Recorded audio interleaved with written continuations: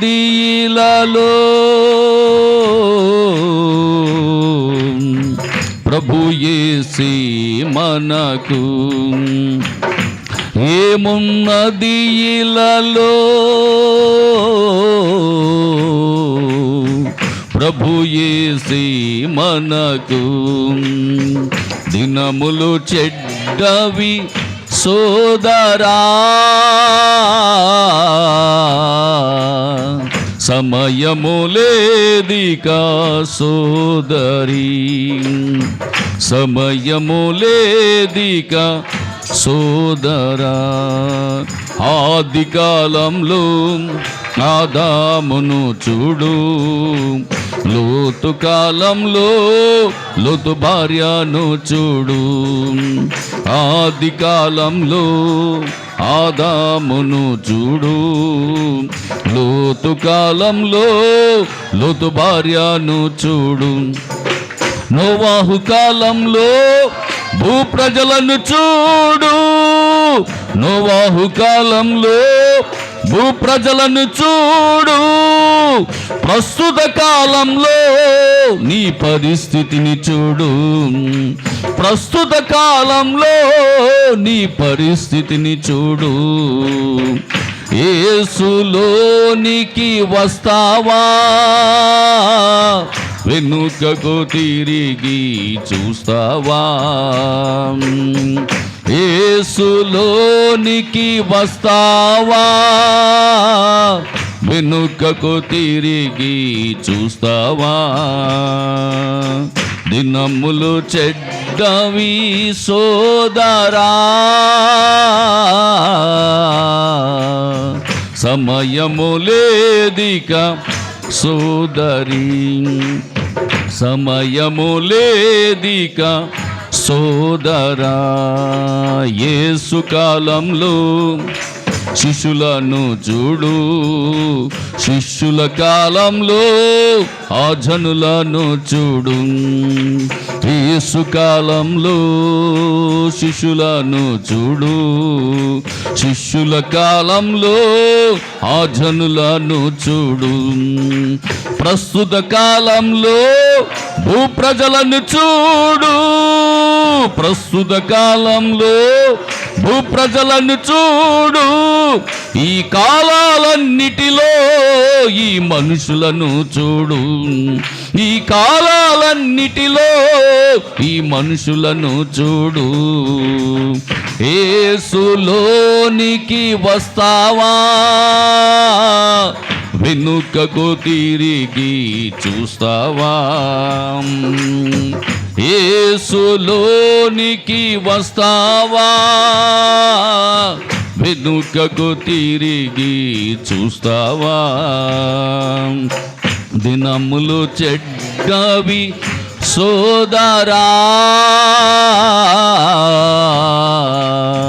సమయము లేదిక సోదరి సమయము లేదిక సోదరా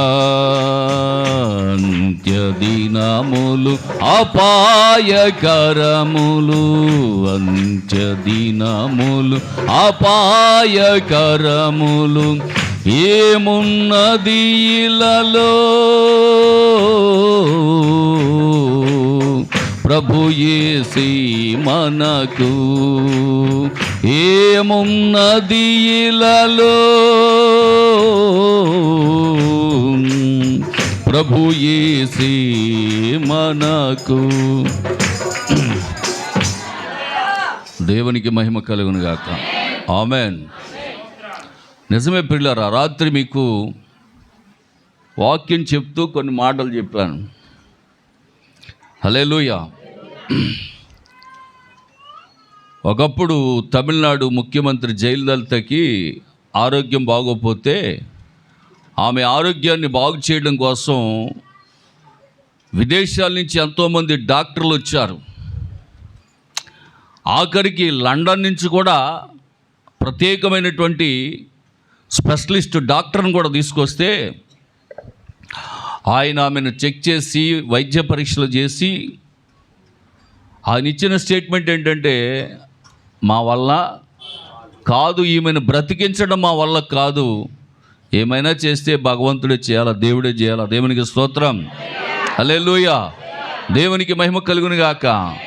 కోవిడ్ టైంలో కూడా మనందరికీ తెలుసు, బాలసుబ్రహ్మణ్య గారికి కూడా కోవిడ్ వచ్చినప్పుడు విదేశాల నుంచి అనేక మంది వైద్య బృందాలు, వైద్య డాక్టర్లు, చాలా గొప్ప గొప్ప వారు అయినటువంటి వారు అందరూ కూడా వచ్చారు. కానీ ఆఖరికి అమెరికా నుంచి కూడా డాక్టర్లను రప్పించారు.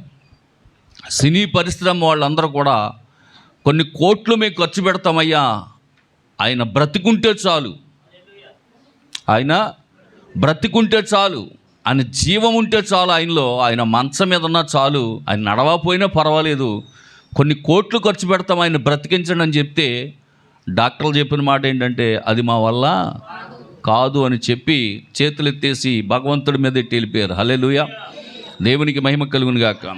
కనుక పిల్లరా, ఈరోజు మానవుని యొక్క ఆయుష్ని గనక మనం గమనించినట్లయితే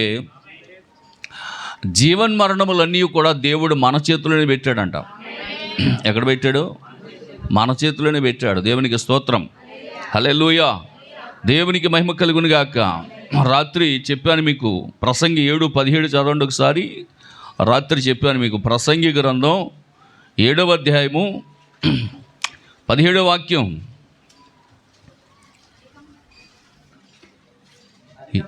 అధికముగా దుర్మార్గపు పనులు చేయకు, బుద్ధిహీనముగా తిరగొద్దు, నీ కాలమునకు ముందుగా మీరెందుకు చనిపోతున్నారు? దేవుడు మనకు నియమించినటువంటి కాలం ఒకటి ఉన్నది. నీ దినములు ఆయన లెక్కించి పంపించాడు. నీకు 100 ఏళ్ళు, 70 ఏళ్ళు, 80 ఏళ్ళు, దేవుడు నీకొక వయో పరిమితిని, దేవుడు నీకొక ఆయుష్ని, ఇన్ని సంవత్సరాలు జీవించరా నాయన అని చెప్పి దేవుడు నీకు ఆయుష్ని నియమించి పంపించాడు. కానీ దేవుడు నీకు నియమించిన ఆయుష్ నిండక ముందే ఎందుకు చచ్చిపోతున్నారు మీరు? దానికి కారణం ఏంటి అని ఆలోచన చేస్తే మీ దుర్మార్గపు పనులను బట్టే, మీ చెడుతనములను బట్టే, దేవునికి మీరు అయిష్టంగా జీవించడం బట్టే దేవుడు మీకు ఇచ్చిన ఆయుష్ను పోగొట్టుకుంటున్నారు. దేవుడు మీకు ఇచ్చిన కాలమును అది పూర్తి అవ్వకుండానే ఎందుకు మీరు చనిపోతున్నారు అని భక్తుడు అక్కడ రాస్తూ ఉన్నాడు. పిల్లాడు, దేవునికి స్తోత్రం, హల్లెలూయా, దేవునికి మహిమ కలుగును గాక. కనుక ప్రియమైనటువంటి దేవుని బిడ్డలారా, రాత్రి మనం చదువుకున్న దినవృత్తాంతముల 2వ గ్రంథంలో 22వ అధ్యాయము 2-3 వాక్యాలు.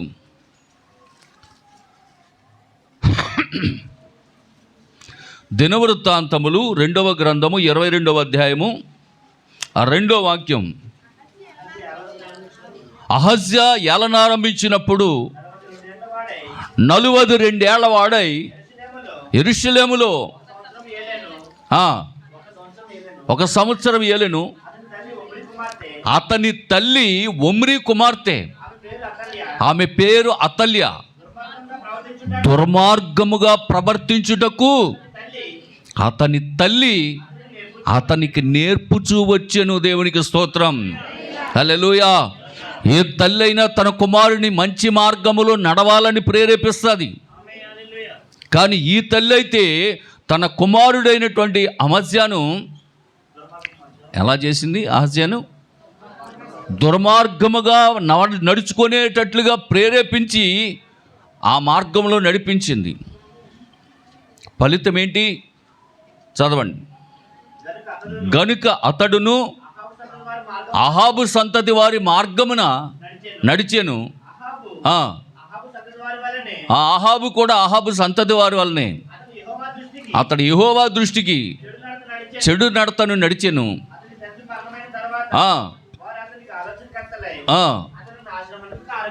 ఆమేన్.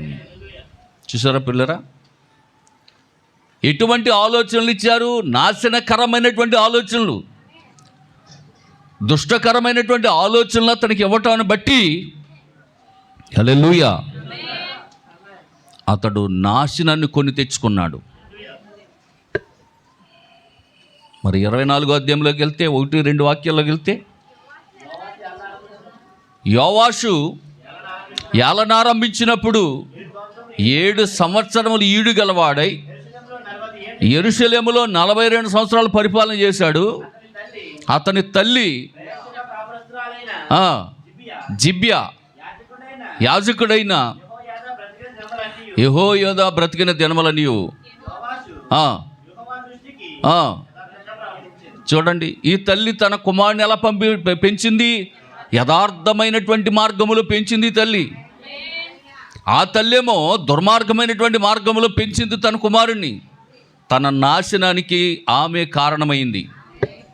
కానీ ఇక్కడైతే ఈ తల్లి యథార్థమైనటువంటి మార్గంలో తన కుమారుని పెంచింది, తన జీవానికి కారణమయ్యింది. దేవునికి స్తోత్రం, హల్లెలూయా.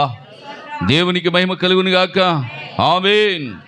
కాబట్టి నా ప్రియమైనటువంటి దేవుని బిడ్డలారా, భూమి మీద మాట్లాడితే మనం అంతసేపు నా ఇష్టం నా ఇష్టం, ఎరా ఏంటా సిరిపోని ప్యాంట్లు వేసుకుని వెంటరా అంటే నా ఇష్టం.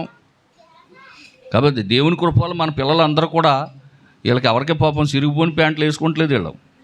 అంటే నేను తిడతానని వేసుకుంటలేదు వీళ్ళు, అంతే. వాళ్ళకి వేసుకోవాలని ఉంటుంది. దేవునికి స్తోత్రం.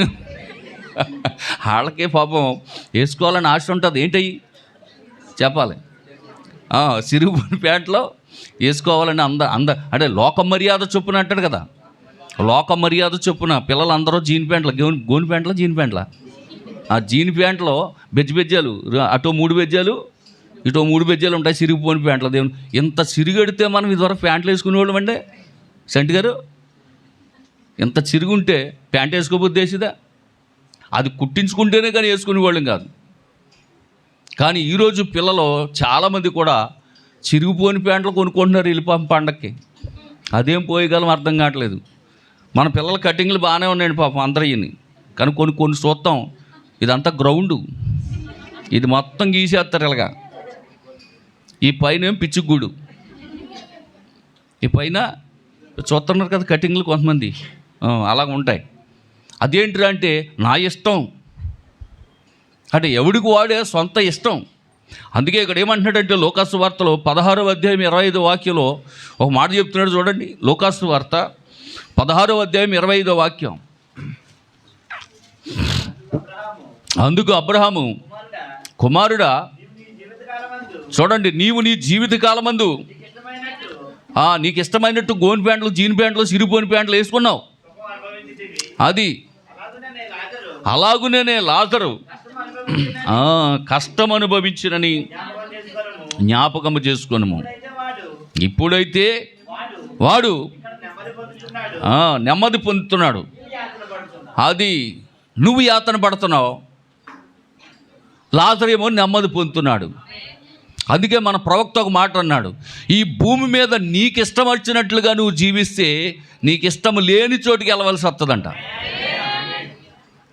ఎంతమందికి నరకం అంటే ఇష్టం? కప్పుకుని చేతులు ఎవరైనా ఇస్తారేమనుకున్నాను, ఎత్తలేదు. హల్లెలూయా, అవునా కదా? ప్రవక్త ఏమంటున్నాడంటే, పిల్లరా, ఈ భూమి మీద నీకు ఇష్టం వచ్చినట్లుగా జీవిస్తే నీకు ఇష్టం లేని చోటుకి వెళ్ళవలసి వస్తుంది. ఈ భూమి మీద దేవునికి ఇష్టలుగా జీవిస్తే నీకు ఇష్టమైన చోటుకి వెళ్ళొచ్చు అంట. ఆమేన్. అందుకే పిల్లరా, లూకాసు వార్తలో 2వ అధ్యాయం 14వ వాక్యంలో ఒక మాట ఉంది. లూకాసు వార్త 2వ అధ్యాయం 14వ వాక్యంలో అద్భుతమైనటువంటి మాట ఉంటుంది చూడండి. సర్వోన్నతమైనటువంటి స్థలములలో దేవునికి మహిమ, ఆయనకి ఇష్టలైన మనుషులకు భూమి మీద సమాధానం. దేవునికి స్తోత్రం కలుగును గాక, హల్లెలూయా. దేవునికి ఇష్టలుగా జీవించాలి భూమి మీద. మనం మన ఇష్టానుసారంగా జీవించడానికి కాదు మనల్ని దేవుడు భూమి మీదకి తీసుకొచ్చింది. దేవుని ఇష్టాన్ని నెరవేర్చాలంట. అందుకే అంటున్నాడు, ఆయనకి ఇష్టలైన మనుషులకు భూమి మీద సమాధానము. ఆమేన్. అదే లూకాసు వార్త 1వ అధ్యాయం 6వ వాక్యంలో చూస్తే అద్భుతమైనటువంటి మాట ఉంటుంది. లూకాసు వార్త 1వ అధ్యాయం 6వ వాక్యంలో, వీరిద్దరూ ప్రభు యొక్క సకలమైన ఆజ్ఞల చొప్పున, న్యాయ విధుల చొప్పున నిరపరాధులుగా నడుచుకొనుచు దేవుని దృష్టికి నీతిమంతులయ్యుండిరి. కొట్టండి గట్టిగా చప్పట్లు కొట్టి దేవుని నామాన్ని మహిమపరచండి. హల్లెలూయా, హల్లెలూయా. ఈ లోకంలో జీవించేదను నీ కొరకే దేవా, నీ కొరకే దేవా. నా ప్రియ యేసు,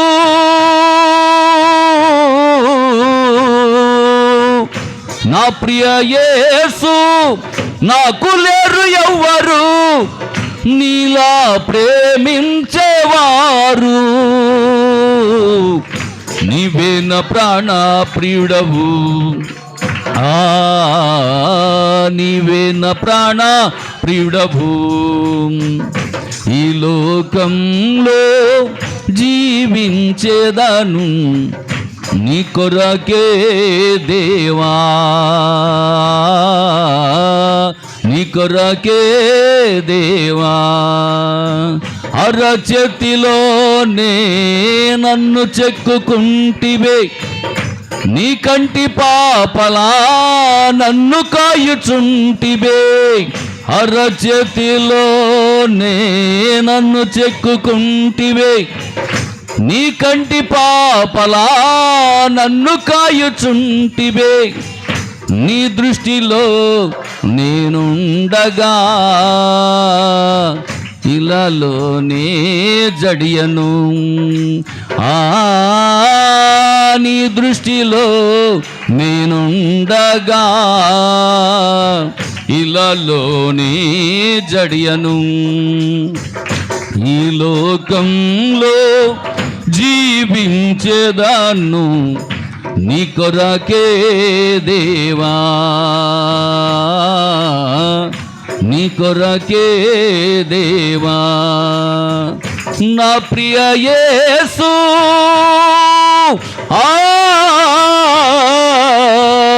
నా ప్రియ యేసు, నాకు లేరు ఎవ్వరు నీలా ప్రేమించేవారు.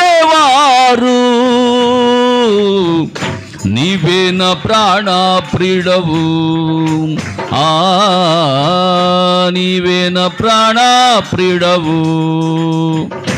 ఈ లోకంలో జీవించేదను నీ కొరకే దేవా, నీ కొరకే దేవా. హల్లెలూయా. దేవుడు నిన్ను నన్ను ఈ భూమి మీదకి ఎందుకు తీసుకొచ్చాడంటే మన ఇష్టం వచ్చినట్లుగా జీవించడానికి కాదు, దేవునికి ఇష్టలుగా జీవించాలన్నది ఆయన యొక్క ప్రధాన ఉద్దేశమైనది. కనుకనే ప్రియమైన దేవుని బిడ్డలారా, ఈ భూమి మీద ఆయనకి ఇష్టలైన మనుష్యులకు సమాధానం అంటున్నాడు. దేవునికి స్తోత్రం, హల్లెలూయా. మంచిది. యేసుక్రీస్తు యొక్క దైవత్వం 1949లో ప్రవక్త ఈ ప్రసంగాన్ని ప్రసంగించారు. ఈరోజు మనం కొద్ది నిమిషాలు దాన్ని ధ్యానం చేద్దాం. హల్లెలూయా.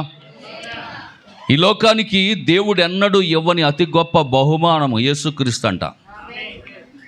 ఈ లోకానికి దేవుడు ఎన్నడూ ఇవ్వనటువంటి అతి గొప్ప బహుమానం. లోకంలో మనకి ఎన్నో బహుమానాలు వస్తూ ఉంటాయి. పెళ్లి చేసుకుంటే రిసెప్షన్లో బోల్డ్ అని బహుమానాలు వస్తూ ఉంటాయి. దేవునికి స్తోత్రం, హల్లెలూయా. రంగురంగుల బహుమానాలు వస్తూ ఉంటాయి. ఒకడు పాలపైకి ఎట్టాడు, అందరూ ఎంత పెట్టేట్టుకు వచ్చాడు.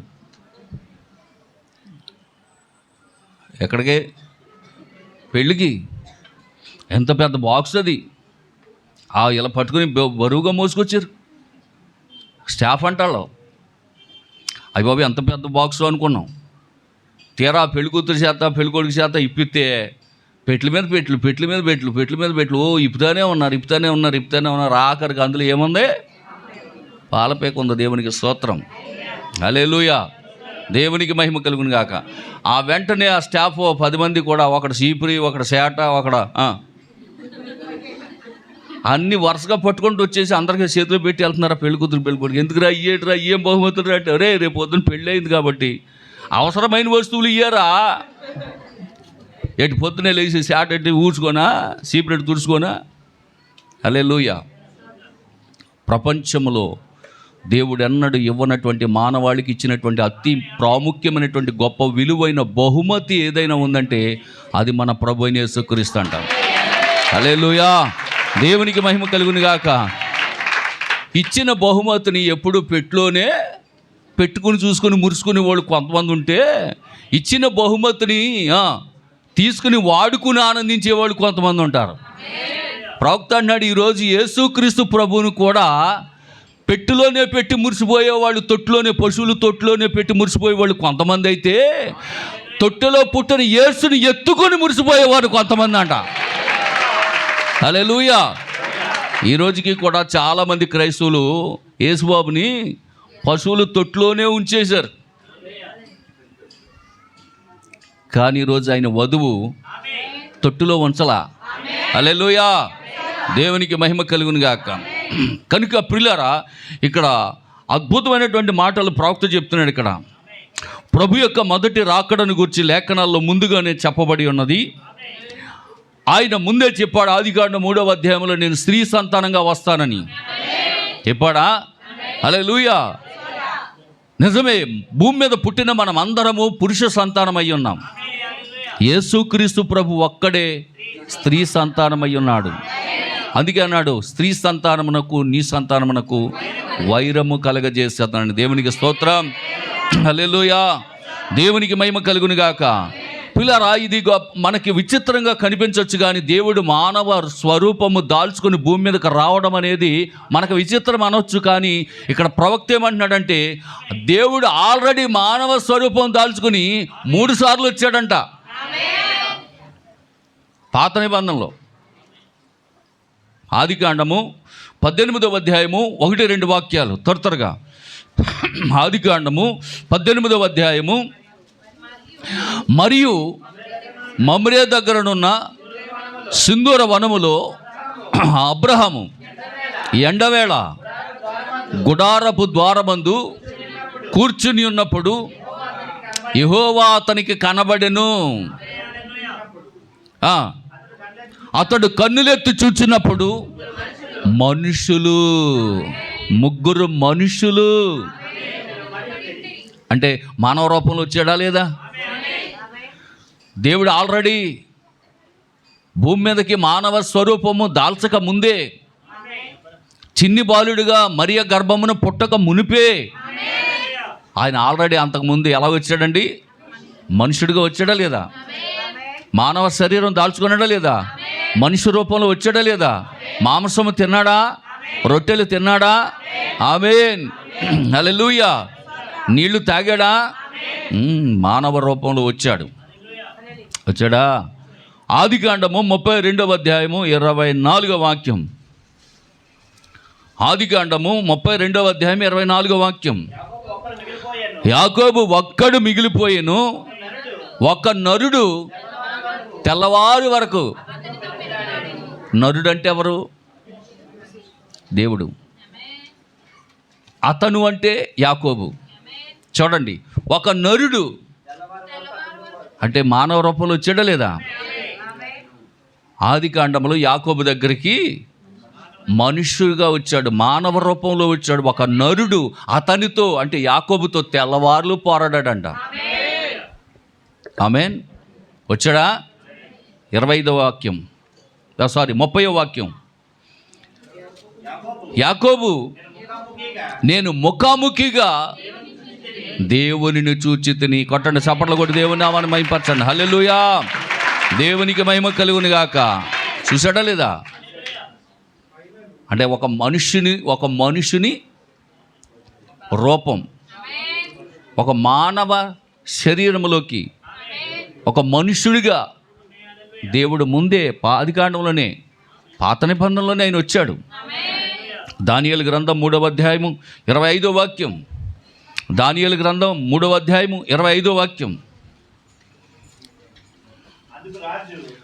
అందుకు రాజు, నేను 4 మనుషులు బంధకములు లేక అగ్నిలో సంచరించుట. ఇక్కడ రాజు కూడా చూస్తున్నాడు, 4 మనుషులు కనపడుతున్నాడు. వేసిన వాళ్ళు ఎంతమంది? 3 మనుషులు వేస్తే 4 మనుషులు కనపడుతున్నారంట. 4వ వాని రూపము దానియేలును సింహపు బోనులో కాపాడినది నీవే కదా. దానియేలును సింహపు బోనులో కాపాడినది నీవే కదా. జల ప్రళయములో నోవాను కాచిన, జల ప్రళయములో నోవాను కాచిన బలవంతుడవు నీవే కదా. నీవే కదా, నీవే కదా, నీవే కదా. హల్లెలూయా, హల్లెలూయా, హల్లెలూయా, హల్లెలూయా, హల్లెలూయా, హల్లెలూయా, హల్లెలూయా, హల్లెలూయా. శృతి చేసినే పాడనా స్తోత్ర గీతం, భజించి నిన్ను పొగడనా స్వామి. శృతి చేసినే పాడనా స్తోత్ర గీతం. అగ్నిగుండంలో పడిపోయాడు, ఏమన్నా ఆడుకుంటున్నారా? స్తుతి చేస్తున్నారు, ఆరాధన చేస్తూ ఉన్నారు. ఆమేన్. 4వ వాడు దిగొచ్చాడు. ఆయన కూడా ఎలా ఉన్నాడంట? మనుష్య రూపంలో ఉన్నాడంట. అంటే పిల్లరా, భూమి మీదకి దేవుడు మానవుడిగా చిన్ని బాలుడిగా మరి గర్భమందు పుట్టక మునిపే 3 సార్లు ఆయన భూమి మీదకి వచ్చాడు, ప్రత్యక్షమయ్యాడు, మానవ రూపంలోకి వచ్చాడు. హల్లెలూయా, దేవునికి స్తోత్రం కలుగును గాక. నిర్గమకాండము 29వ అధ్యాయము 45వ వాక్యం చదవండి. నిర్గమకాండము 29వ అధ్యాయము 45వ వాక్యం. నేను ఇశ్రాయేలీల మధ్య నివసించి వారికి దేవుడినయ్యుందును, నేను వారి మధ్య నివసించినట్లు ఐగుప్తు దేశములో నుండి వారిని వెలుపలకు రప్పించిన తమ దేవుడైన యెహోవాకు నేనే అని వారు తెలుసుకొందురు. నేను వారు దేవుడినైనా. ఆమేన్. అయ్యా, వాళ్ళు నమ్మరండే. మీ దేవుడు ఎవరో అని అడుగుతారు. ఎవరయ్యా నిన్ను పంపిన దేవుడు అని అడుగుతారు నన్ను అని అన్నప్పుడు నేనేం చెప్పాలి? నీ పేరేంటి? ఉన్నవాడను, అనువాడను అని చెప్పు, మా వాళ్ళకి అర్థమైపోద్ది. దేవునికి స్తోత్రం. హల్లెలూయా. ఉన్నవాడను, అనువాడను అని చెప్పి మా వాళ్ళకి అర్థమైపోద్ది. నా పేరు చెప్పక్కర్లా వాళ్ళకి. ఓహో, ఉన్నవాడు అనువాడు ఎవరో? మా దేవుడే. ఆయన ఏమంటున్నాడు? నేను వారి మధ్యలో నివసించి సంచరించేదని అంటున్నాడు. హల్లెలూయా, దేవునికి మహిమ కలుగును గాక. యెహెజ్కేలు గ్రంథం 43వ అధ్యాయము 7వ వాక్యం. యెహెజ్కేలు గ్రంథం 43వ అధ్యాయము 7వ వాక్యం. నరపుత్రుడా, ఇది నా గద్దె స్థలము, ఇక్కడ నేను ఇశ్రాయేలీల మధ్య నిత్యము నివసించేదను. హల్లెలూయా, దేవునికి మహిమ కలుగును గాక. వింటున్నారు పిల్లరా? దేవుడు ఏర్పాటు చేసినటువంటి ఒక ఆరాధనా స్థలం అక్కడ ఉండేది. మోషే ద్వారా ఏర్పరిచినటువంటి ప్రత్యక్ష గుడారం ఉండేది. దేవుడు అక్కడికి దిగి వచ్చేవాడు, తెరల చాటున నివాసం చేసేవాడు, వారి మొరను ఆలకించేవాడు, వారి మొరకు జవాబిచ్చేవాడు, వారిని కాపాడుతూ ఉండేవాడు. వారి మధ్య సంచరించే దేవుడైనా, వారి మధ్య నివాసం చేసే దేవుడైనా. దేవునికి స్తోత్రం. హల్లెలూయా, దేవునికి మహిమ కలుగును గాక. ఎంత గొప్ప దేవుడు చూడండి పిల్లరా. కాబట్టి ఆయన మరణించిన వాడు కాదండి. ప్రవక్త అంటున్నాడు, ఆయన ఎన్నడూ మరణించలేదు. ఇశ్రాయేలీల మధ్యకి మానవ రూపం దాల్చుకొని 3 సార్లు వచ్చినా ఈ 3 సార్లు ఏ ఒక్కసారి కూడా ఆయన మరణించలా. హల్లెలూయా, దేవునికి మహిమ కలుగును గాక. హెబ్రీ 7:3 అదే చెప్తుంది. హెబ్రీలు రాసిన పత్రిక 7వ అధ్యాయం 3వ వాక్యంలో అదే చెప్తుంది. రాజులను సంహారము చేసి తిరిగి వచ్చుచున్న అబ్రహాముని ఎవడు కలుసుకొన్నో,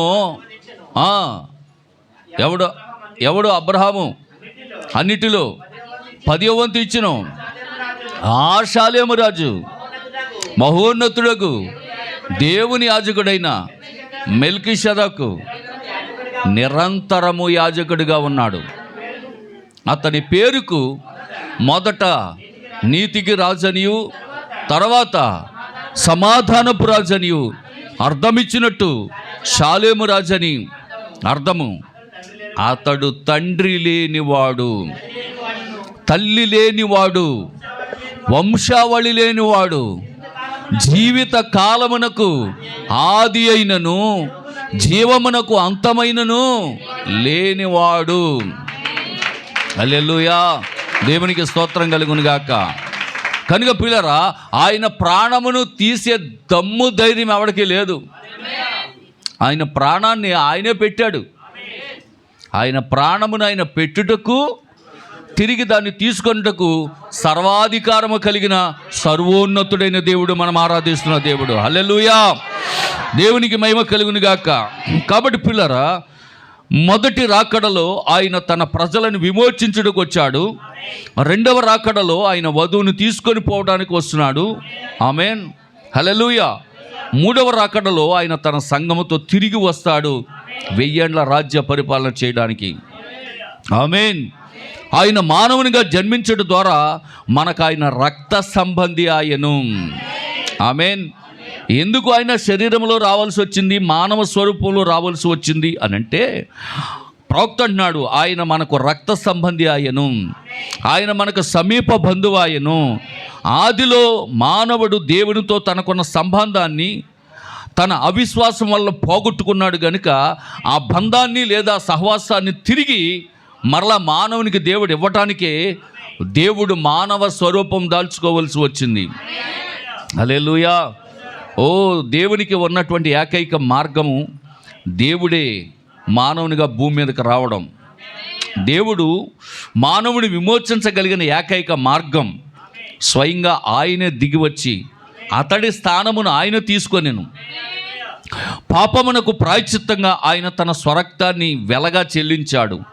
పాపులను రక్షించగలిగిన పరిశుద్ధ రక్తము ఆయనలో మాత్రమే ఉన్నది. వింటున్నారు పిల్లరా? ఈ మధ్యకాలంలోనే ఒక చర్చా వేదిక అని చెప్పి గొప్ప గొప్ప వాళ్ళు, పెద్ద పెద్ద పాస్టర్లు, పేరు మోసిన పాస్టర్లు అందరూ కూడా, ఇంటర్నేషనల్ ప్రసంగీకులు అందరూ కూడా ఆయనలోనంట మరియ రక్తం ఉందా, ఆదాము రక్తం ఉందా అని డిబేట్లు పెట్టుకుంటున్నారు. అసలు మరియ రక్తము మనిషి రక్తం ఆయనలో ఉంటే పరిశుద్ధ రక్తం ఎందుకు అవుతుంది అన్న జ్ఞానం లేదా? అసలు ఒక మనిషి రక్తం ఆయనలో ఉంటే అది పరిశుద్ధ రక్తం ఎందుకు అవుతుంది? ఒక మానవ రక్తము ప్రభులో ఉంటే అది పరిశుద్ధ రక్తం ఎందుకు అవుతుంది? అది పాపిని ఎందుకు పరిశుద్ధపరుస్తుంది? అది ఎందుకు విమోచన చేస్తుంది? ఆ మాత్రం జ్ఞానం లేకుండా యేసులో ఉన్నది మరియ రక్తమా ఆదాము రక్తమా అని డిబేట్లు పెట్టుకుంటే చూసేవాడికి, ఒరే వీళ్ళకి అసలు ఏం తెలియదురా బైబిల్ అంటేనే, ఈ క్రైస్తవులకి ఏం తెలియకుండానే వీళ్ళు భక్తి చేస్తున్నారా, ఒరే అందులో వద్దురా ఇందులోకి వచ్చేయండి అంటున్నారు. ఇప్పుడు ఆ ప్రవీణ్ అన్నవాడు ఒకడు ఉన్నాడు పాపం. అటు రోజు ఇంచుమించు ఒక 500-400-300 మందిని క్రైస్తవులుగా మారిన వాళ్ళు అందరిని మళ్ళా తిరిగి వాళ్ళ దాంట్లోకి లాక్కెళ్తున్నాడు. హల్లెలూయా, దేవునికి మహిమ కలుగును గాక. కనుక నా ప్రియమైనటువంటి దేవుని బిడ్డలారా, సత్యం అనేది పూర్తిగా తెలుసుకోవాల్సిన అవసరం ఉన్నది మనకి. అందుకే అన్నాడు సత్యము నిన్ను స్వతంత్రులుగా చేస్తా ఉన్నది. హల్లెలూయా, దేవునికి మహిమ కలుగును గాక.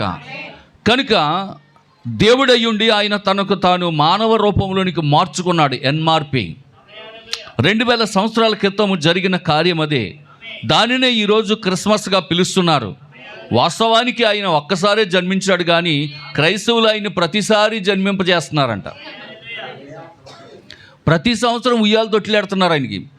ప్రతి సంవత్సరం పాకలు ఏంటవి, పశువుల పాకలు, పశువుల తొట్టెలు. ప్రతి సంవత్సరం యేసుబాబు నట్టుకెళ్ళి ప్రతి డిసెంబర్ 25కి యేసుబాబు నట్టుకెళ్ళి ఉయ్యాల తొట్టిలో పెట్టాడు. ప్రతి ఈస్టర్ రోజుని, అదే గుడ్ ఫ్రైడే రోజుని సమాధిలో పెట్టేయడం,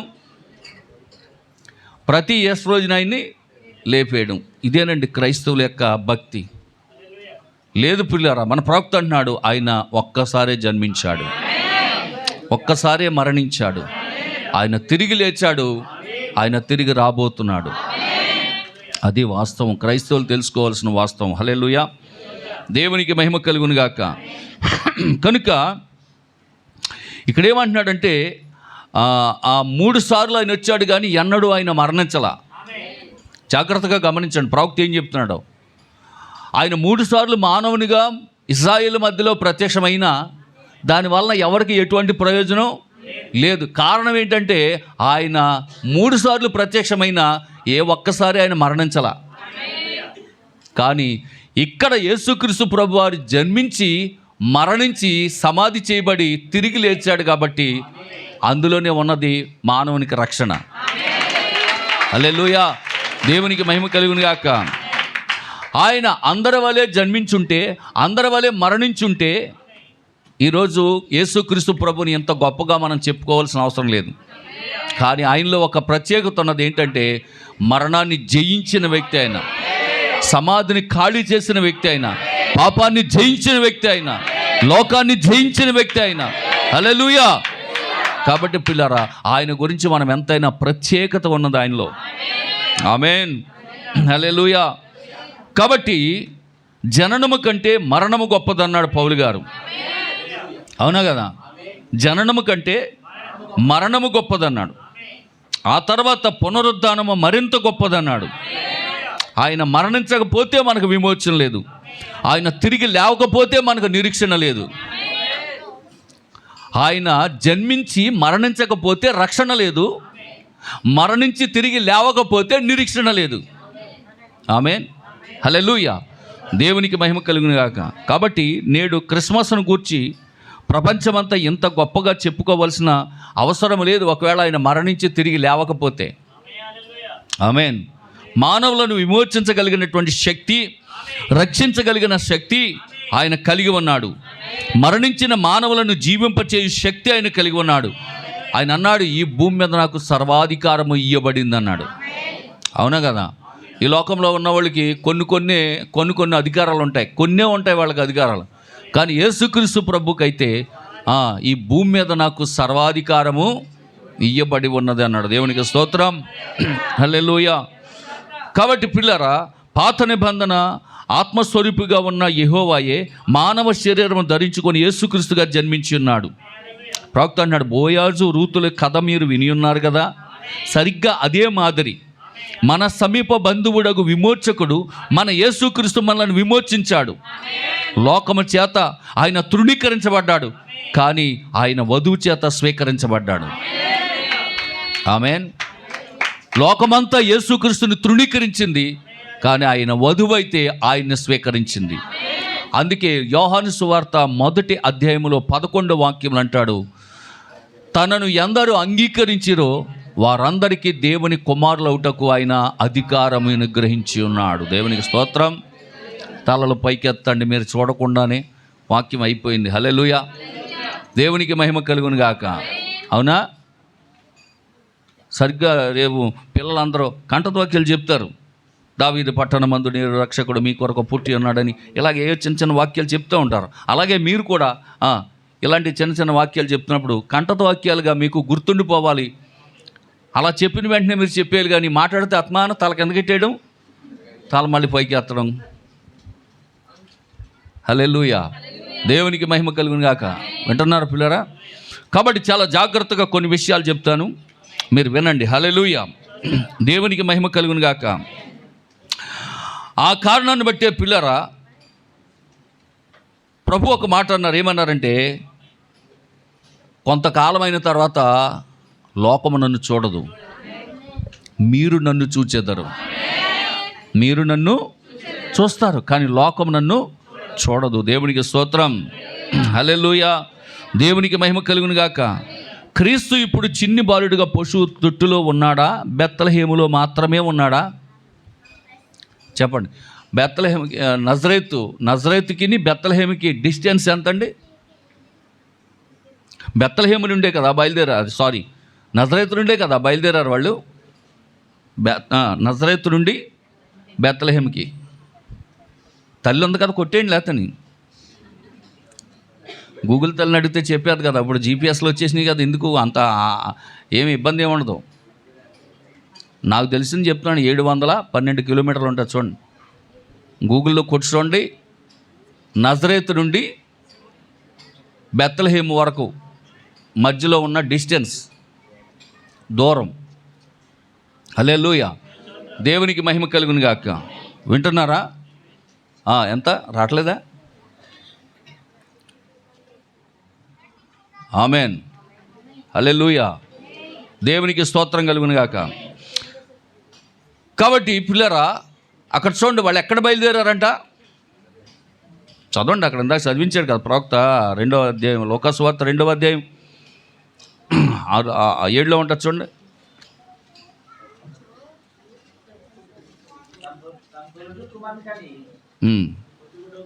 అది కాదు లూకాసు వార్త 2వ అధ్యాయము, అదే నజరేతు నుండి గలిలయలో నుండి, నజరేతు నుండి యోదయలోని బెత్లెహేము అనబడిన దావీదు ఊరికి.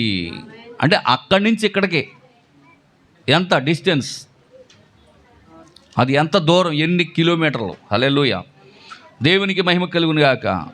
కనుక పిల్లరా చూడండి, నిజంగా ఇక్కడ ప్రవక్త చెప్తున్నటువంటి కొన్ని కార్యాలు మనం చూద్దాం. హల్లెలూయా. ఈరోజు చిన్ని బాలుడిగా ఆయన కేవలము పశువుల పాకలోను పశువుల తొట్టులోనే మాత్రమే లేడైనా, కేవలము ఇప్పుడు ప్రస్తుతం ఆయన బెత్లెహేములో మాత్రమే లేడైనా. కానీ ఇప్పుడు చాలామంది చేసేది ఏంటంటే, ఆయన్ని ఇంకనూ పశువుల తొట్టుకే పరిమితం చేశారు, ఆయనను ఇంకనూ కేవలం బెత్లెహేముకే పరిమితం చేశారు. కానీ ఆయన అక్కడ లేడు. ఆమేన్, హల్లెలూయా. ఆయన ఇప్పుడు ప్రపంచవ్యాప్తంగా ఉన్నాడు. ఆయన ఇప్పుడు సర్వలోకమునకు దేవుడై ఉన్నాడు ఆయన.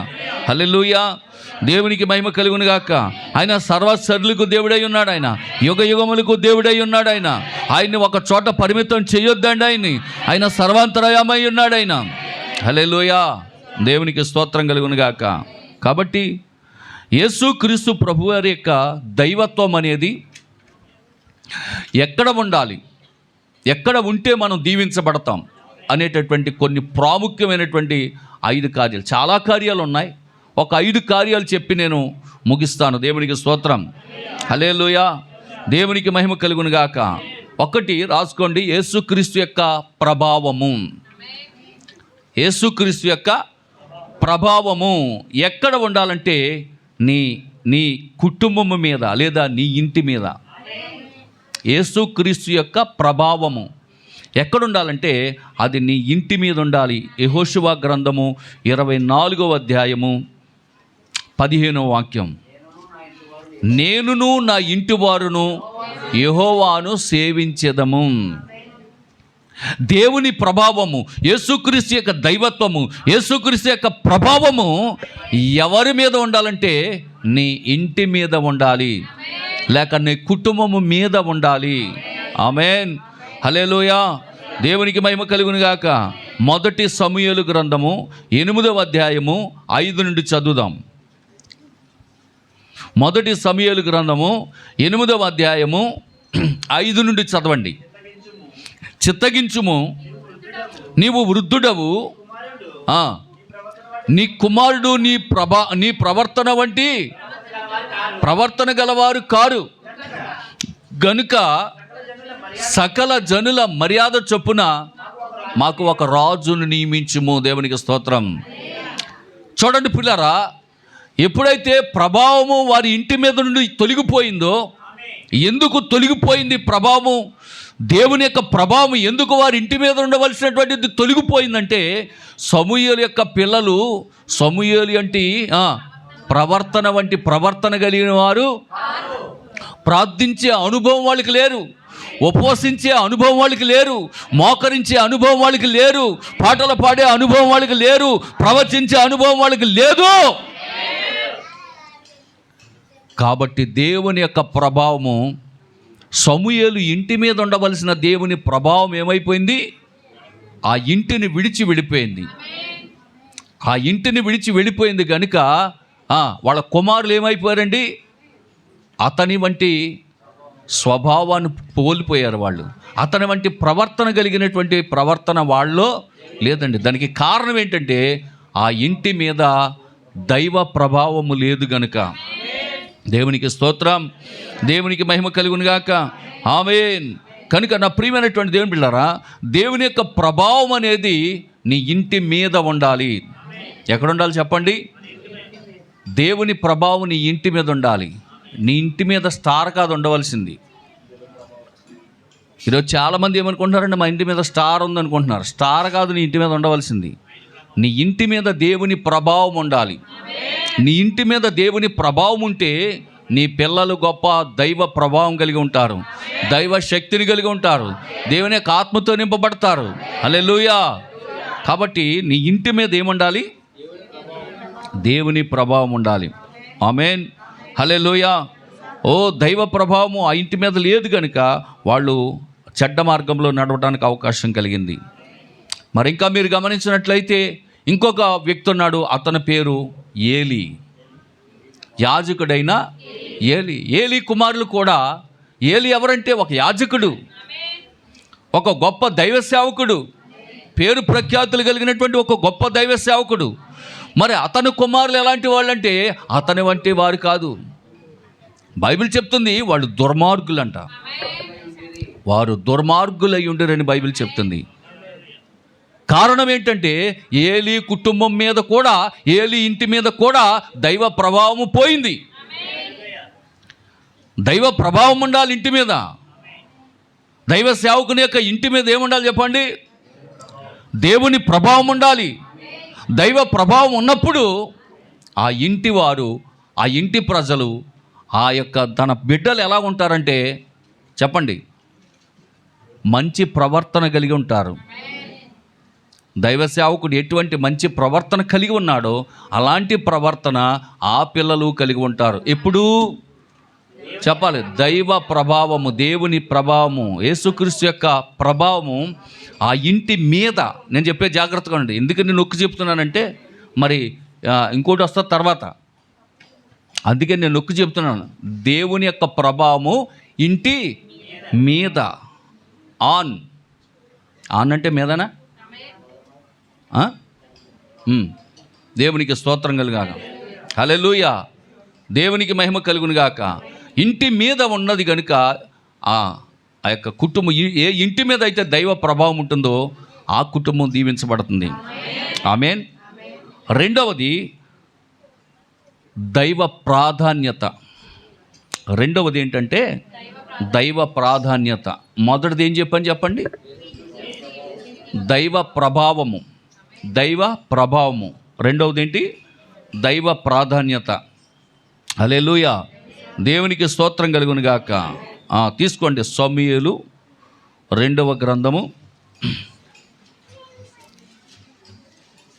6వ అధ్యాయము 11వ వాక్యం. యెహోవా మందస్సము 3 నెలలు గిత్తీయుడగు ఒబేదెదోము ఇంటిలో ఉండగా యెహోవా ఒబేదెదోమును అతని ఇంటి వారందరినీ, ఆమేన్, హల్లెలూయా, దేవునికి స్తోత్రం కలుగును గాక. దేవుని మందస్సము ఉండటమే కాదు, ఆ ఇంటి వారు దేవుని యొక్క సన్నిధికి, దేవునికి ప్రాధాన్యత ఇచ్చారు. దేవుని యొక్క ఇంటిలో. ఆమేన్. ఒబేదెదోము ఇంటివారు.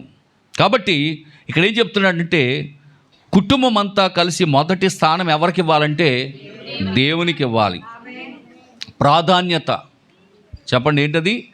ప్రాధాన్యత, దైవ ప్రాధాన్యత. దేవునికి ఇవ్వాల్సినటువంటి ప్రాధాన్యత, మొట్టమొదటి ప్రాధాన్యత. హల్లెలూయా.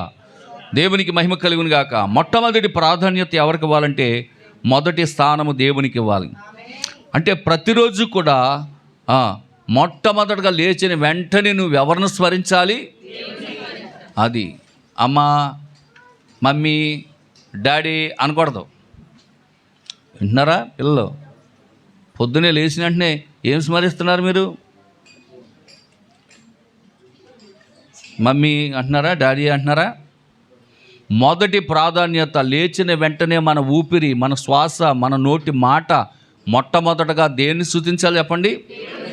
దేవుణ్ణి స్తుతించాలి. అంటే మొట్టమొదటి ఊపిరి, మొట్టమొదటిగా నువ్వు లేచి పీల్చుకునే ఊపిరి స్తోత్రం, హల్లెలూయా, ప్రభువా నీకు వందనాలు అని మొట్టమొదటి నోటి మాట ఎవరికి ఇవ్వాలి? మనం దేవునికి ఇవ్వాలి. మొదటి స్థానము దేవునికి ఇవ్వాలి. హల్లెలూయా, దేవునికి మహిమ కలుగును గాక.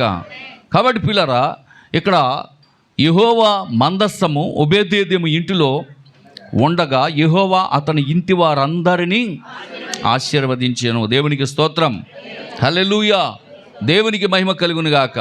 అంటున్నారు పిల్లరా. అలాగే చూడండి, మీరు జక్కయ్య ఇంటిని గమనించినప్పుడు యేసయ్యకి ప్రథమ స్థానం ఇచ్చాడు. జక్కయ్య ఎవరికి ప్రథమ స్థానం ఇచ్చారు చెప్పండి?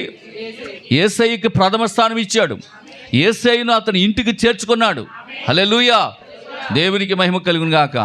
జక్కయ్య నువ్వు త్వరగా దిగురా, ఈరోజు మీ ఇంటికాడ ఉండాలనుకుంటున్నాను. అయ్యో ప్రభువా ఇవాళ మంగళవారం ఇవ్వాలా, వద్దుగానే తర్వాత మళ్ళీ ఎప్పుడని చెప్తానులే అన్నాడా?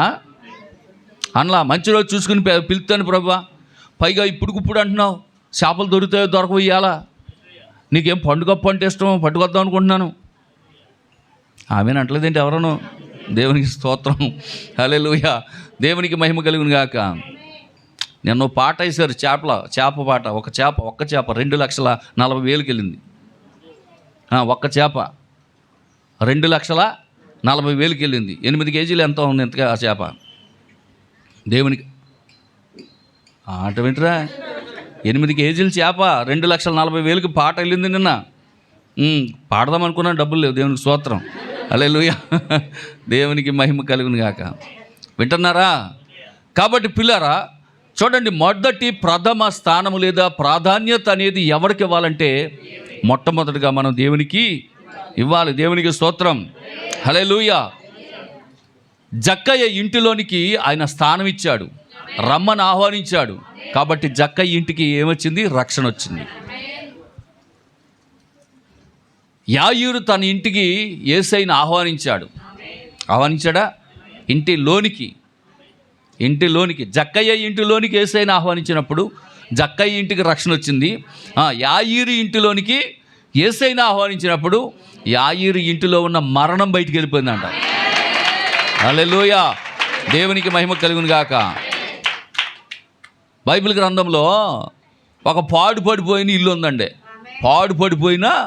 ఇల్లు ఉందండి. దాన్ని ఏమంటున్నారంటే దెయ్యాల కొంప అంటున్నారండి. ఎవడూ రావట్లేదండి దానికి అద్దెకి. కనీసం కరెంటు బిల్లు కట్టుకుని ఉండంటారా, పాడైపోతుందంటే అయ్యబాబు మేము రాము అంటున్నారండి. అందరూ ఏమంటున్నారు? అయ్యా మేము రావండి, దెయ్యాలు కొంపండి బాబు, అక్కడికి వెళ్తే మమ్మల్ని ఊరుకోవండి. వద్దురా, అద్దెం ఇవ్వద్దు, కరెంటు బిల్లు కట్టుకుని ఉండంటారంటే అబ్బాయి మేము రామండి. ఎవరు రావట్లేదు ఆ ఊళ్ళోకి. యేసయ్య ఒకరోజు ఆ ఊర్లో కూటం పెడతానికి వెళ్ళి ఏం చేశాడంటే, ఇక్కడ ఏదైనా ఖాళీగా ఉంటే ఒక ఇల్లు చూడరా అంటే ఖాళీగా ఉంది కానండి బాబు, అందులోకి ఎవరు వెళ్ళట్లేదు, దెయ్యాలు ఉన్నాయంట. ఎవరు వెళ్ళట్లేదంటే ఖాళీగానే ఉందంటే కరెంట్ బిల్ కట్టుకోమని చెప్తున్నాను. సరే అదైనా సర్లేదు, శుభ్రం చేసేంటంటే మన బ్యాచ్ 12 మంది బ్యాచ్ యూత్ వెళ్ళిపోయి శుభ్రం చేసేసారు. ఆ ఇల్లంతా శుభ్రం చేసేస్తే శుభ్రంగా అందులో మీటింగ్ పెట్టారంటే అయితే మీటింగ్ పెడితే హల్లెలూయా, దేవునికి స్తోత్రం కలుగాక. మరి యేసయ్య వచ్చాడంటే ఎట్టుంటుందండి? రొట్టెలకు కొద్దు ఉంటుందా? చేపలకు కొద్దు ఉంటుందా? అనారోగ్యాలు ఏమైనా ఉంటాయా? యేసయ్య వచ్చాడంటే ఇంకా ఆ నోట ఈ నోట అందరికీ తెలిసిపోయి రోగులందరం తీసుకొచ్చేసారంట. హల్లెలూయా. ఎందుకంటే ప్రార్థన అయిన వెంటనే యేసయ్య రొట్టెలు ఎడతాడో చేపలు ఎడతాడో. ఏదన్నా రోగం ఉంటే బాగా అయిపోద్ది. ఏమన్నా సీటు తీసుకోవాలా, వెళ్ళి 2 గంటలు 3 గంటలు కుర్చీలు ఏలబడాలా, కూర్చోవాలా? బ్లడ్ టెస్ట్ ఏమన్నా రాస్తాడైనా అంటే బ్లడ్ టెస్ట్లు ఏమన్నా రాస్తాడా? స్కాన్కి తీసుకురామంటాడా? మళ్ళీ డాక్టర్ గారు భోజనానికి వెళ్ళిపోయి 3 దాకా ఉండమంటారా? అయినా దేవునికి స్తోత్రం. అలాంటి పరమ వైద్యుడు వచ్చాడని తెలిసి ఆ ఇల్లంతా ఏమైపోయిందంటే నిండిపోయిందంట. ఎప్పుడు దెయ్యాల కొంపలాగా ఉన్న ఇల్లు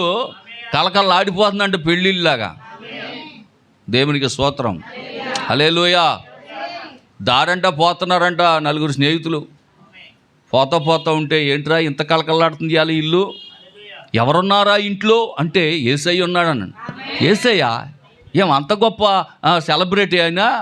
ఓరోరే సెలబ్రిటీ అంటావు ఏంట్రా, ఆయన గురించి నీకు తెలీదా? హల్లెలూయా. కుంటి వాళ్ళు బాగుపడుతున్నారు, కుష్ఠరోగులు బాగుపడుతున్నారు, చనిపోయిన వాళ్ళు ఎగుతున్నారా? అవునా? అయిపోవరే మనోడిని తీసుకొచ్చేద్దాం అన్నాడు అని గబగబా వెళ్ళిపోయి వాళ్ళ స్నేహితుడు మంచాన్ని పడి ఉన్నాడంట. ఒరే రారా, యేసయ్య వచ్చాడంట, కొంచెం బాగు చేస్తాడంట, రారంటే నేను లేగనంటున్నాడంట.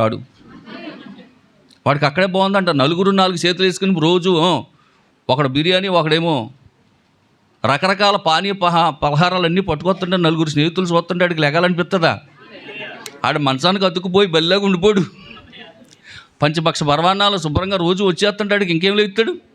ఒరే నేను రానురా, ఇదే బాగుందా కానంట. ఎందుకంటే ఆడు లెగక్కర్లేదు, బాగుపడక్కర్లేదు, కష్టపడక్కర్లేదు, తెచ్చుకోక్కర్లేదు, తినక్కర్లేదు. శుభ్రంగా రోజు ప్రతి వాళ్ళు స్నేహితులు అందరూ పట్టుకొచ్చేస్తున్నాను, నేను లేగనన్నంట. ఒరే నువ్వు లేకపోయి కానీ అలాగే ఉండరని చెప్పి 2 చేతులు 2 కాళ్ళు మంచాన్ని కట్టేసి దేవునికి స్తోత్రం మంచంతో పాటు తీసుకెళ్ళిపోయారంటండి. పోను అక్కడికి వెళ్ళాక కాళ్ళు చేతులు ఇప్పేసి ఒరే యేసయ్య దగ్గరికి మెల్లగెళ్తారంటే నేను రాను అంటున్నాడండి. పైగా ఎక్కడికైనా తీసుకెళ్ళడానికి అది ఖాళీ లేదంట, మొత్తం నిండిపోయిందంట ఇల్లు. అప్పుడు ఏం చేశారు, పైన కప్పిప్పేశారంట. ఆడ విశ్వాసం పాడుగాను. దేవునికి స్తోత్రం కలుగును గాక. ఎట్టయినా చేయి తగలాల. ఆమేన్. దేవునికి మహిమ కలుగును గాక. మీలో కూడా కొంతమంది పాపం మంచి వాళ్ళు ఉన్నారండి. మీరు ఇవాళ ఉపవాసం ఉంటారు, పాస్టర్ గారు ఇవాళ ఆయన చేయి తినే చాలు అనుకుంటారు మీరు కూడా చాలామంది. దేవునికి స్తోత్రం, హల్లెలూయా. అలాగా యేసయ్య ఉన్న ఇంటిలోకి ఎప్పుడైతే ఆ కప్పిప్పేసి ఎందుకు దించారో ఇక ఆయన ఆశ్చర్యపోడంట. అబ్బా ఏం విశ్వాసం రా మీద, ఇప్పుడు నేను కప్పు బాగు చేయించుకోవాలా ఇంటికి దేవునికి స్తోత్రం కలిగి. కరెంటు బిల్లు కట్టుకుంటారు నాయనని మనకి ఇస్తే కప్పు అయిపోయారు మీరు. దేవునికి స్తోత్రం కలిగా. కనుక పిల్లారా, యేసయ్యకి ప్రాధాన్యత ఇవ్వాలి. ఏం వాళ్ళు చెప్పండి, యేసయ్యకి ప్రాధాన్యత ఇవ్వాలి. హల్లెలూయా. ఒక క్రైస్తవ కుటుంబం ఎప్పుడు కూడా ఆశీర్వదించబడుతుంది అంటే ఆ కుటుంబము దేవునికి మొదటి స్థానం ఇవ్వాలి. ఆమేన్. భార్య భర్తకు లోబడాలి, వింటున్నారా? భర్త భార్యను ప్రేమించాలి, పిల్లలు తల్లిదండ్రులను సన్మానించాలి. నా మాటలు వింటున్నారా? మళ్ళీ చెప్తున్నాను వినండి. పిల్లలు వింటున్నారా? ఏం చెప్పాను? తలకాయలు ఊపుతున్నారు వీళ్ళు అంతే. దేవునికి స్తోత్రం కలుగా. భార్య భర్తకు లోబడాలి, భర్త భార్యను ప్రేమించాలి, పిల్లలు తల్లిదండ్రులను సన్మానించాలి. ఇది కుటుంబం. ఇలాంటి కుటుంబములో దేవునికి ప్రాధాన్యత ఇస్తే ఆ కుటుంబం తప్పనిసరిగా దీవించబడుతుంది. ఆమేన్. హల్లెలూయా. దేవునికి మహిమ కలుగును గాక. మన ప్రవక్త అన్నాడు, నీ ఇల్లే ఒక పరలోకం అన్నాడు. నీవు వెళ్ళే సంఘమే ఒక చిన్న పరలోకం అన్నాడు. అలాంటి వాతావరణమును మీరు కల్పించాలన్నాడు. అలాంటి వాతావరణమును కల్పించాలన్నాడు. సామెతల గ్రంథములో 14వ అధ్యాయం 1వ వాక్యం మీ అందరికీ సుపరిచితమైనది. జ్ఞానవంతురాలు తన ఇల్లు కట్టుకొను, 3 రాళ్ళు తన ఇల్లును ఓడపెరుకును. అయిపోయింది, మీ తలలు పైకెత్తండి, చిత్తగించండి. దేవునికి స్తోత్రం, హల్లెలూయా. అవి మాట్లాడితే మరి ఇదేటో కానీ భలే తీసేస్తారండి, టపా తీసేస్తారు బైబిల్. హల్లెలూయా. జ్ఞానవంతురాలు ఏం చేస్తుందంటే తన ఇల్లు కట్టాలంటే మొదటి ప్రాధాన్యత ఎవరికి ఇవ్వాలండి? దేవునికి ఇవ్వాలి. మొదటి ప్రాధాన్యత నువ్వు దేవునికి ఇచ్చినప్పుడు నీ ఇంటిని నువ్వు కట్టుకోగలుగుతావు, జ్ఞానవంతురాలుగా దీవించగలుగుతావు. జ్ఞానవంతురాలుగా జీవించి నీ భర్తకు ఎలాగ లోబడాలో, నీ పిల్లలని ఎలా ప్రేమించాలో, కుటుంబాన్ని ఎలా చక్కబెట్టుకోవాలో సమస్తము కూడా నీకు దేవుడు జ్ఞానం ఇస్తాడు. కాబట్టి ఆ ఇంటిలో ఏముండాలి చెప్పండి? దేవుని ప్రాధాన్యత ఉండాలి, దైవ ప్రాధాన్యత. దేవునికి స్తోత్రం, హల్లెలూయా. 3వది దైవ జ్ఞానం. 3వది ఏంటండి? దైవ జ్ఞానం. హల్లెలూయా. దేవునికి మహిమ కలుగును గాక. హోషేయ గ్రంథము 6వ అధ్యాయము 3వ వాక్యం. హోషేయ గ్రంథము 6వ అధ్యాయము 3వ వాక్యం. యెహోవాను గూర్చిన జ్ఞానము సంపాదించుకుందాము రండి. యెహోవాను గూర్చిన జ్ఞానము సంపాదించుకొనుటకు ఆయనను అనుసరించుదము రండి. హల్లెలూయా. చెప్పండి, ఏం సంపాదించుకోవడానికి? వెండిని సంపాదించుకుందాము రండి అంటే వస్తారు. బంగారం సంపాదించుకుందాము రండి అంటే వస్తారు. ఏమా అని జ్ఞానం సంపాదించుకుందాం రండి అంటే వస్తారా? చెప్పండి, వస్తారా?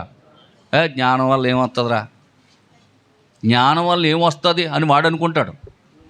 కానీ జ్ఞానం వల్ల ఏమొస్తుందో దేవుడు చెప్తున్నాడు ఇక్కడ.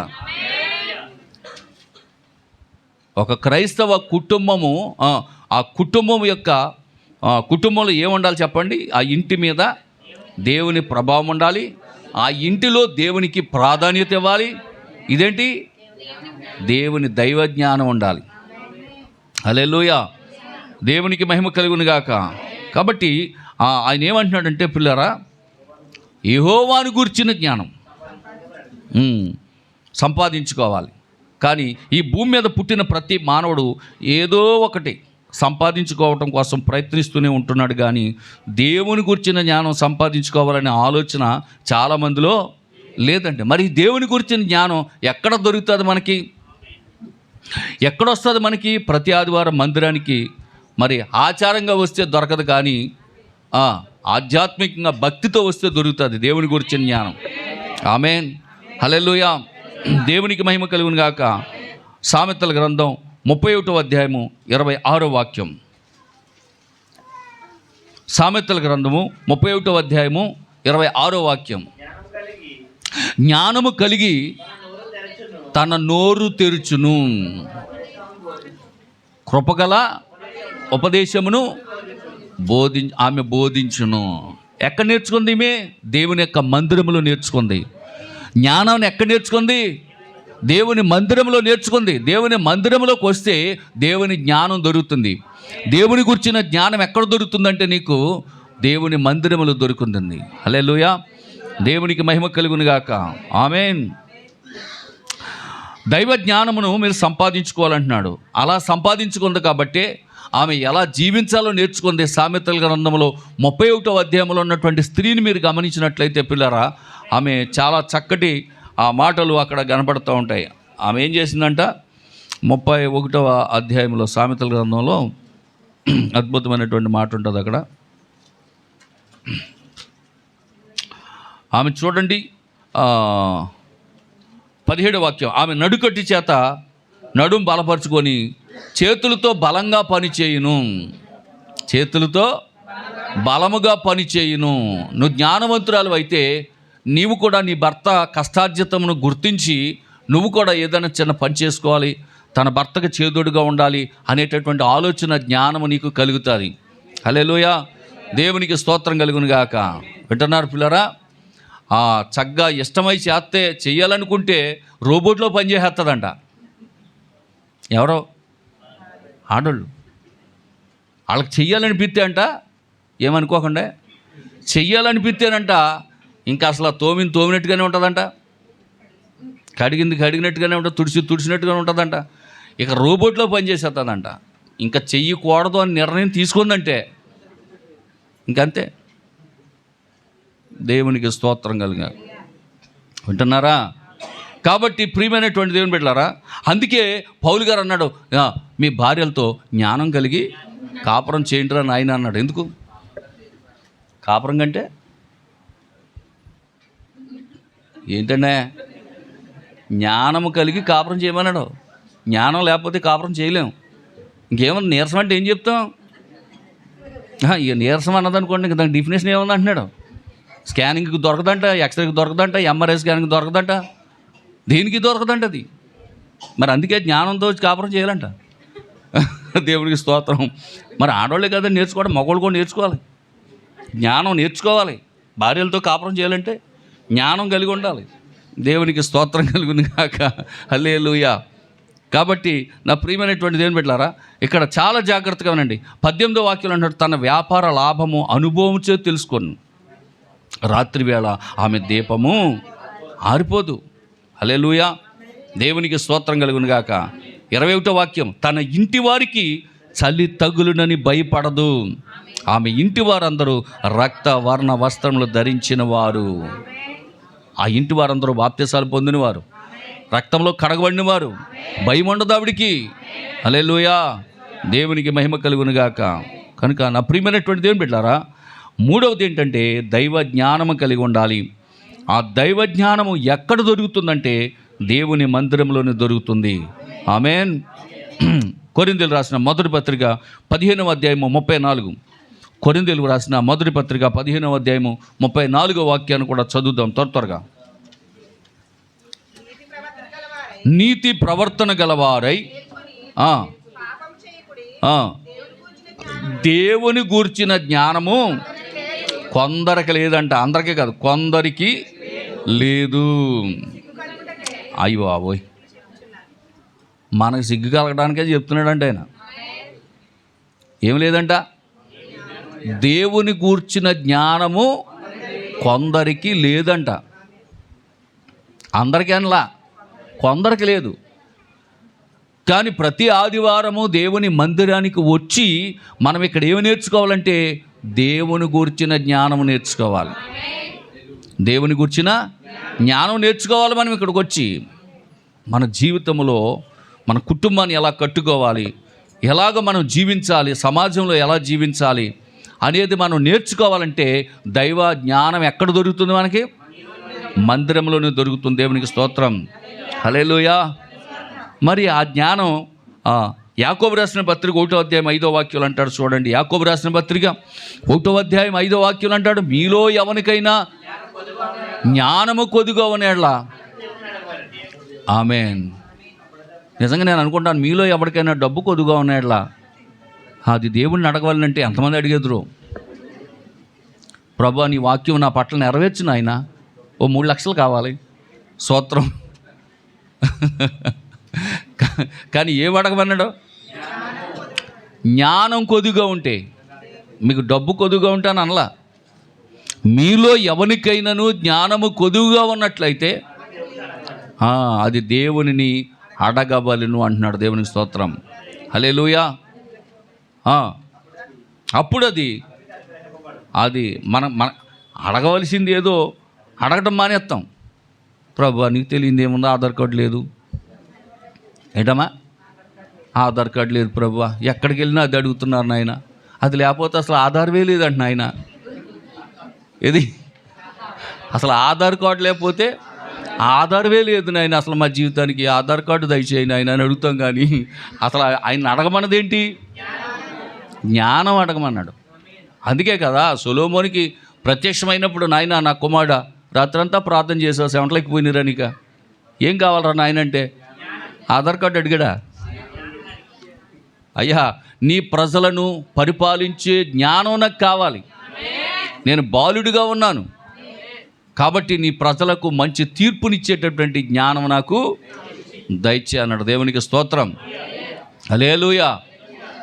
మొట్టమొదటి కేసే అద్భుతంగా సాల్వ్ చేసేసాడండి. రావటం మొట్టమొదటి కేసు వచ్చేసింది ఆయన దగ్గరికి. అసలు ఆ తల్ల పట్టుకుని కేసు అనమాట. 2 స్త్రీలు వచ్చి ఒకే బిడ్డను పట్టుకుని, ఈ అబ్బాయి నా కొడుకు, ఈ అబ్బాయి నా కొడుకు అంటున్నారు. 2 ఆడవాళ్ళు వచ్చి అక్కడ ఉన్న మొట్టమొదటి కేసు అండి అది. ఆయన రాజరికానికి ఎక్కిన మొట్టమొదటి కేసు అది. ఒక బిడ్డను పట్టుకుని వచ్చి 2 తల్లు నా కొడుకు అంటే నా కొడుకు అంటున్నారు. అక్కడ ఉన్న మంత్రులందరూ ఏమి తీర్పు ఇవ్వాలో తల్ల పట్టేసుకున్నారు. అడుగుతున్నాడు మంత్రి గారు, మా తండ్రి గారు అయ్యమ్మలో మీరు ఏ తీర్పులు చెప్పారో అలాంటి తీర్పు ఒకటి చెప్పి చూడండి అన్నారు. ఏం చెప్పవు నాయన, ఎలాంటి తీర్పు ఎప్పుడు చెప్పడానికి ఎలాంటి కేసులు మా దగ్గరికి రాలేదు నాయన. నీ అదృష్టం ఏంటో నీకే వచ్చింది, ఆ తీర్పు ఏదో నువ్వే తీర్చాలి తప్ప మా వల్ల కావట్లేదు, మా తల్ల పండిపోయినా బుర్ర ఇటెక్కిపోతుంది, ఇంటికి వెళ్ళి మధ్య దాకా వస్తాను ఉండండి అంటున్నారు వాళ్ళు. దేవునికి స్తోత్రం కలుగాక. హల్లెలూయా.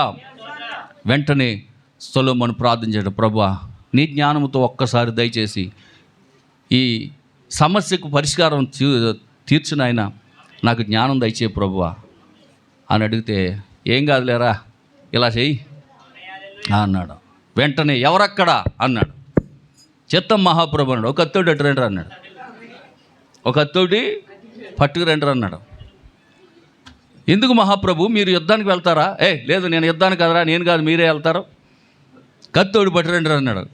కత్తి పట్టుకొచ్చాక ఆ బిడ్డను తీసుకురండి, బల్ల మీద పెట్టండి అన్నాడు. ఇదేంటిరా రాజుగారికి ఏంటి ఇలా అయిపోయింది, బుర్రా పాడైపోయిందా ఏంటి అనుకుంటున్నారు. బిడ్డను తీసుకొచ్చి బల్ల మీద పడుకోబెట్టండి, కత్తి ఎలా పట్టరండి అన్నాడు. బిడ్డను పడుకోబెట్టారు, కత్తి వచ్చారు, రాజుగారి చేతికి ఇచ్చారు. నా చేతికి ఎందుకురా, మీరే తీసుకోండి, చెరుకో 2 ముక్కలు చేసేయండి, ఆ తల్లికో మొక్క ఈ తల్లికో మొక్క ఇచ్చేయండి రా అన్నాడు. బాబు రాజుగారు మీరేంటో మంచోళ్ళు అనుకున్నామంటే, మీరు ఏదో పెద్ద తీర్పు తీరుతారు అనుకున్నాండి బాబు, ఇలాంటి తీర్పు తీరుతున్నారు ఏంటండి అంటున్నారు ఆ మంత్రులు అందరూ. ఏం లేదు చేయండి రా, అలా చేయండి అనేటప్పటికి ఆ కన్న తల్లి పరుగునొచ్చి రాజుగారి దగ్గరికి వచ్చి అంటుందంట, అయ్యా నా కొడుకు నేను చేయొద్దు బాబు, ఆడు బతుకుంటే చాలు అయ్యా, ఎక్కడో దిక్కును బతుకుతాడు, ఆవిడకే ఇచ్చేయండి అయ్యా అన్నదండి. ఆ కసాయి తల్లి ఏమన్నది, అయ్యా రాజుగారు మీరు మాట అన్నారంటే ఆ మాట జరిగి తీరాలయ్యా, మీరు రాజు కనుక మీరు చెప్పింది చెయ్యండి అయ్యా అంటుందంట ఆ కసాయి తల్లి. నా మొక్కరాకి దేవునికి స్తోత్రం కలిగా.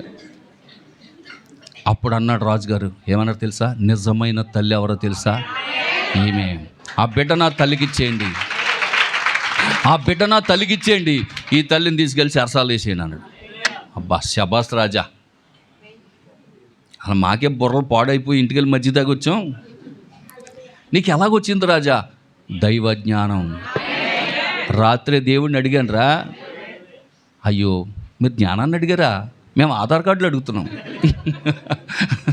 దేవునికి స్తోత్రం కలిగిన వింటున్నారా. కాబట్టి ప్రియులారా, ఇంకా కొంచెం 2-3 వాక్యాలకు వెళ్దాం. కొలస్సీ 2:3 కూడా చదవండి. బుద్ధి జ్ఞానము సర్వ సంపదలు ఆయన యందే గుప్తమైన. ఆయన ఏమడిగాడంటే సొలొమోను గారు, అయ్యా జ్ఞానం చాలండి నాకు, మీ ప్రజలను పరిపాలించడానికి జ్ఞానం ఉండేది చాలయ్యా అని అడిగితే, అరే జ్ఞానంతో ఏం సరిపోతలేరా నీకు, నువ్వు ఐశ్వర్యం అడగలేదు అయినా సరే నా దగ్గర ఉందో నీకు ఇచ్చేస్తున్నాను తీసుకో అన్నాడు. నువ్వు ఘనతలు అడగలేదు అయినా సరే నా దగ్గర ఉంది, నా ఘనత నీకు ఇచ్చేస్తున్నాను. నువ్వు రాజ్యాలను అడగలేదు అయినా సరే నీకు చాలా రాజ్యాలను ఇచ్చేస్తున్నాను అన్నాడు. దేవునికి స్తోత్రం. యుద్ధం చేయకుండా రాజ్యాలు గెలుచుకున్నాడు. ఆమేన్, హల్లెలూయా. ఐశ్వర్యం అడగలేదు, యుద్ధం చేసి ఐశ్వర్యాలు సంపాదించుకోలేదు, దేవుని యొద్ద నుండి సంపాదించుకున్నాడు ఐశ్వర్యం. ఘనత దేవుని యొద్ద నుండి సంపాదించుకున్నాడు. బుద్ధి జ్ఞానములు సర్వ సంపదలు ఆయన యందు గుప్తమై ఉన్నాయంట. ఇప్పుడు మన గుప్తనిధి ఎవరో తెలుసా, యేసుక్రీస్తు ప్రభువే మన గుప్తనిధి. హల్లెలూయా, దేవునికి స్తోత్రం కలుగును గాక. కనుక నా ప్రియమైనటువంటి దేవుని బిడ్డలారా, యేసుక్రీస్తు ప్రభువుని మనం అంగీకరించి ఆయన సన్నిధికి వచ్చి మనం ఏం చేయాలి చెప్పండి, చెప్పాలి, జ్ఞానాన్ని నేర్చుకోవాలి. దేవుని దైవ జ్ఞానం నేర్చుకోవాలి. మనం దైవ జ్ఞానం ఉండాలి మనకి. హల్లెలూయా, దేవునికి స్తోత్రం కలుగును గాక, దేవునికి మహిమ కలుగును గాక. కనుక ప్రియులారా, ఏం కలిగి ఉండాలంటే మనం దైవ జ్ఞానం ఉండాలి. ఆమేన్, హల్లెలూయా, దేవునికి స్తోత్రం కలుగును గాక. ఇంకొకటి కూడా చెప్తాను, జాగ్రత్తగా వినండి. 4వది ఏంటంటే దైవ శాసనము. దైవ శాసనము, దైవ ప్రభావము, దైవ ప్రాధాన్యత, దైవ జ్ఞానము, దైవ శాసనము. తీసుకోండి త్వరగా. ద్వితీయోపదేశకాండము 4వ అధ్యాయము 7-10 వాక్యాలు చదవండి. పిల్లలు మరి అంటే ఏమైంది లేదు కదా, పిల్లల్ని వెళ్ళిపోయింది అనుకున్నాను. ఎక్కడికి వెళ్ళిపోతారు మీరు, అక్కడికి వెళ్ళి గిన్నెలు పెట్టుకున్నారనుకో. ఇప్పుడు నేను ప్రార్థన చేయాలి మళ్ళీ. దేవునికి స్తోత్రం, హల్లెలూయా. పిల్లలు కొంచెం అల్లరి చేయకుండా శ్రద్ధగా కూర్చోండి. కొంచెం పెందల కాడే ముగిస్తానులేమా, మీ వాదన అర్థం చేసుకోవాలని. సండే స్కూల్ ఈ ఆదివారం కూడా సెలవు ఇవ్వట్లేదురే బాబు. ఈ పాస్ గారు పొద్దున 8 గంటలకు సండే స్కూల్ అంటాడు, 12:30 దాకా వాక్యం అంటాడు, కూర్చేపు ఆడుకుంటా అనుకుండదు ఏంటి అనుకుంటున్నారా. కానీ త్వరగా యాలయనగా మనం ఆయనకు మొరపెట్టినప్పుడల్లా మన దేవుడని యెహోవా మనకు సమీపంగా ఉన్నట్టు మరి ఏ గొప్ప జనమునకు ఏ దేవుడు సమీపంగా ఉన్నాడు. కొట్టండి, చప్పట్లు కొట్టండి. దేవునికి స్తోత్రం, హల్లెలూయా, దేవునికి మహిమ కలుగును గాక. వింటున్నారు పిల్లరా. అందుకే ఆ గొప్ప భక్తుడు పాడుతున్నటువంటి పాట, ఏం పాట అది, ఏం పాట, అయ్యంత కొట్టినా అయ్యంత తిట్టినా ఉలకో పలకో నువ్వేం దేవుడివి. ఏంటది, ఆ మహాభక్తులు ఇద్దరిని తీసుకొచ్చి హరికథ కాలక్షేపంలో భక్తులు పాడమని చెప్పారంట. పాడమని చెప్తే పాడమనేసి వాళ్ళు వెళ్ళిపోయారు. ఎవరు లేరు అక్కడ, ముసలోళ్ళు ఇద్దరే పాడుకుంటున్నారంట. అది కాలక్షేపం ఉంటుంది కదా, ఆ నైట్ ఏదో భజన పెడతారు కదండి, ముసలోళ్ళు ఇద్దరికి ఇచ్చారంట. పాపం పాసగారు ప్రభురాత్రి భోజనానికి వెళ్ళి వస్తుంటే పాట వినపడుతుందంట. అది మన పాట ఏమో అనుకుని వెళ్ళిపోయాడండి ఈయన. మన పాట ఏమనుకుని వెళ్ళిపోతే ఇద్దరు ముసలోళ్ళు అక్కడ కూర్చొని మైక్ ఎట్టుకుని అయ్యంత కొట్టినా ఎంత తిట్టినా నువ్వుల కోపాలకో నువ్వేం దేవుడివి అని ముసలాయనంటే అది నువ్వేం దేవుడివి అంటుందండి మామ. అక్కడ పాపం కుర్చీలన్నీ ఖాళీగా ఉన్నాయంట. ఒళ్ళకని పలకని దేవుడు కాదు మన దేవుడు. నువ్వు మొర్ర పెడితే సమీపంగా ఉండే దేవుడు. నేనున్నాను నా కుమారుడు అని ఉత్తరం ఇచ్చే దేవుడు. హల్లెలూయా, దేవునికి మహిమ కలుగునుగాక. అందుకే పిల్లరా, దేవుని యొక్క వాక్యం సెలవిస్తామన్నది. చూడండి ఆ మాట ఎంత చక్కటి మాట చెప్తున్నాడు. ఏలయనగా మనం ఆయనకు మొరపెట్టినప్పుడు మన దేవుడని యెహోవా మనకు సమీపంగా ఉన్నట్టు. మరి ఏ గొప్ప జనమునకు, వాళ్ళు ఎంత గొప్పోళ్ళైనా కావచ్చు, వాళ్ళు ఎంత ధనవంతులైనా కావచ్చు, కానీ మన దేవుడు ఉన్నట్లుగా, మన దేవుడు పలికినట్లుగా, మన దేవుడు సమీపంగా ఉన్నట్లుగా మరి ఏ దేవుడును సమీపంగా లేడంట, ఏ జనానికి కూడా. దేవునికి స్తోత్రం. ఇంకేమంటున్నాడు? మరియు నేడు నేను మీకు అప్పగించుచున్నా. అదిగో ఏంటది? శాసనము. శాసనము, ధర్మశాస్త్రమే శాసనం. ధర్మశాస్త్రమే శాసనం. దేవుడు మనకి ఏం అప్పగించాడంటే ధర్మశాస్త్రము, అదే దేవుని శాసనము. ఉన్న కట్టడలను నీతి విధులను గల గొప్ప జనమేది? ఇలాంటి ధర్మశాస్త్రము, ఇలాంటి ఆ కట్టడలు, ఇలాంటి విధులు, ఇలాంటి ఆజ్ఞలు కలిగినటువంటి జనం ఏమైనా ఉందా? ఉందండి? హల్లెలూయా. దుష్ట శిక్షణ, శిష్ట రక్షణ. దుష్టులందరినీ చంపేయండి, శిష్యుల్ని రక్షించండి అన్నాడు తప్ప ఆ శాసనాల్లో. వింటున్నారా? ఇలాంటి శాసనాలు లేవండి. ఇలాంటి శాసనాలు ఏ జనమునకు లేవు. కానీ దేవుడు మనకిచ్చాడు. నిన్ను వల్లే నీ పొరుగువాన్ని ప్రేమించు, నీ పొరుగువాన్ని దేనిని ఆశించొద్దు, అబద్ధము ఆడొద్దు. 100 అబద్ధాలు ఆడాను ఓ పెళ్లి చేసేయండిరా అంటారు తప్ప. వింటున్నారా? 100 అబద్ధాలు ఆడి ఓ పెళ్లి చేసేయండి అంటారు. దేవునికి స్తోత్రం కలుగును గాక. కానీ మన దేవుడు ఏమంటున్నాడు? 100 కాదురా నాయన, ఒక్కడు కూడా ఆడకూడదు అంటున్నాడు ఆయన. మరి ఇలాంటి శాసనములు కలిగినటువంటి జనం ఏదైనా ఉందా అంటే లోకంలో ఏ జనమో లేదు. కాబట్టి దేవుడు మనకి ఏమిచ్చాడంటే ఆయన శాసనాలు ఇచ్చాడు. ఆయన శాసనం, దైవ శాసనం ఇచ్చాడు. హల్లెలూయా. దైవ శాసనం ఎక్కడ ఉండాలంటే దేవుని మందిరములో ఉండాలి. ఎక్కడ ఉండాలి చెప్పండి? దేవుని మందిరములో ఉండాలి. హల్లెలూయా. దేవునికి మహిమ కలుగును గాక. దైవ శాసనం ఎక్కడ ఉండాలి? దేవుని మందిరములో ఉండాలి. ఆమేన్. చదవండి, ఇంకా కంటిన్యూ 10 వరకు. అయితే నీవు జాగ్రత్త పడుము, నీవు కన్నులారా చూచిన వాటిని మరువకు ఉండినట్లు అవి నీ జీవితకాలం అంతయు నీ హృదయములో నుండి తొలగిపోకున్నట్లు నీ మనస్సును బహుజాగ్రత్తగా కాపాడుకొనుము. నీ కుమారులకు వాటిని నేర్పి నువ్వు హోరేబులో నీ దేవుడైన యెహోవా సన్నిధిని నిలిచి ఉండగా, యెహోవా నా యొద్దకు ప్రజలను కూర్చుము, వారు ఆ దేశంలో బ్రతుకు దినములని నాకు భయపడ నేర్చుకొని తమ పిల్లలకు నేర్పునట్లు వారికి నా మాటలు, నా శాసనములు వినిపించదనని. ఆమేన్. హల్లెలూయా. అర్థమవుతుందమ్మా? మీ పిల్లలకు నేర్పాలంటే ముందు మనం నేర్చుకుని ఉండాలి. మన పిల్లలకి నేర్పాలంటే దేవుని శాసనాలు కానీ, దేవుని ఆజ్ఞలు కానీ, దేవుని కట్టడలు కానీ, దేవుని విధులను కానీ, ఇవన్నీ కూడా మన పిల్లలకు మనం నేర్పాలంటే ముందు మనము నేర్చుకొని ఉండాలి. మనము నేర్చుకోవాలంటే ఆ శాసనాలు ఎక్కడున్నాయి చెప్పండి? దేవుని మందిరంలో ఉన్నాయి. నువ్వు నేర్చుకోవాల్సినటువంటి చోటు ఇదే.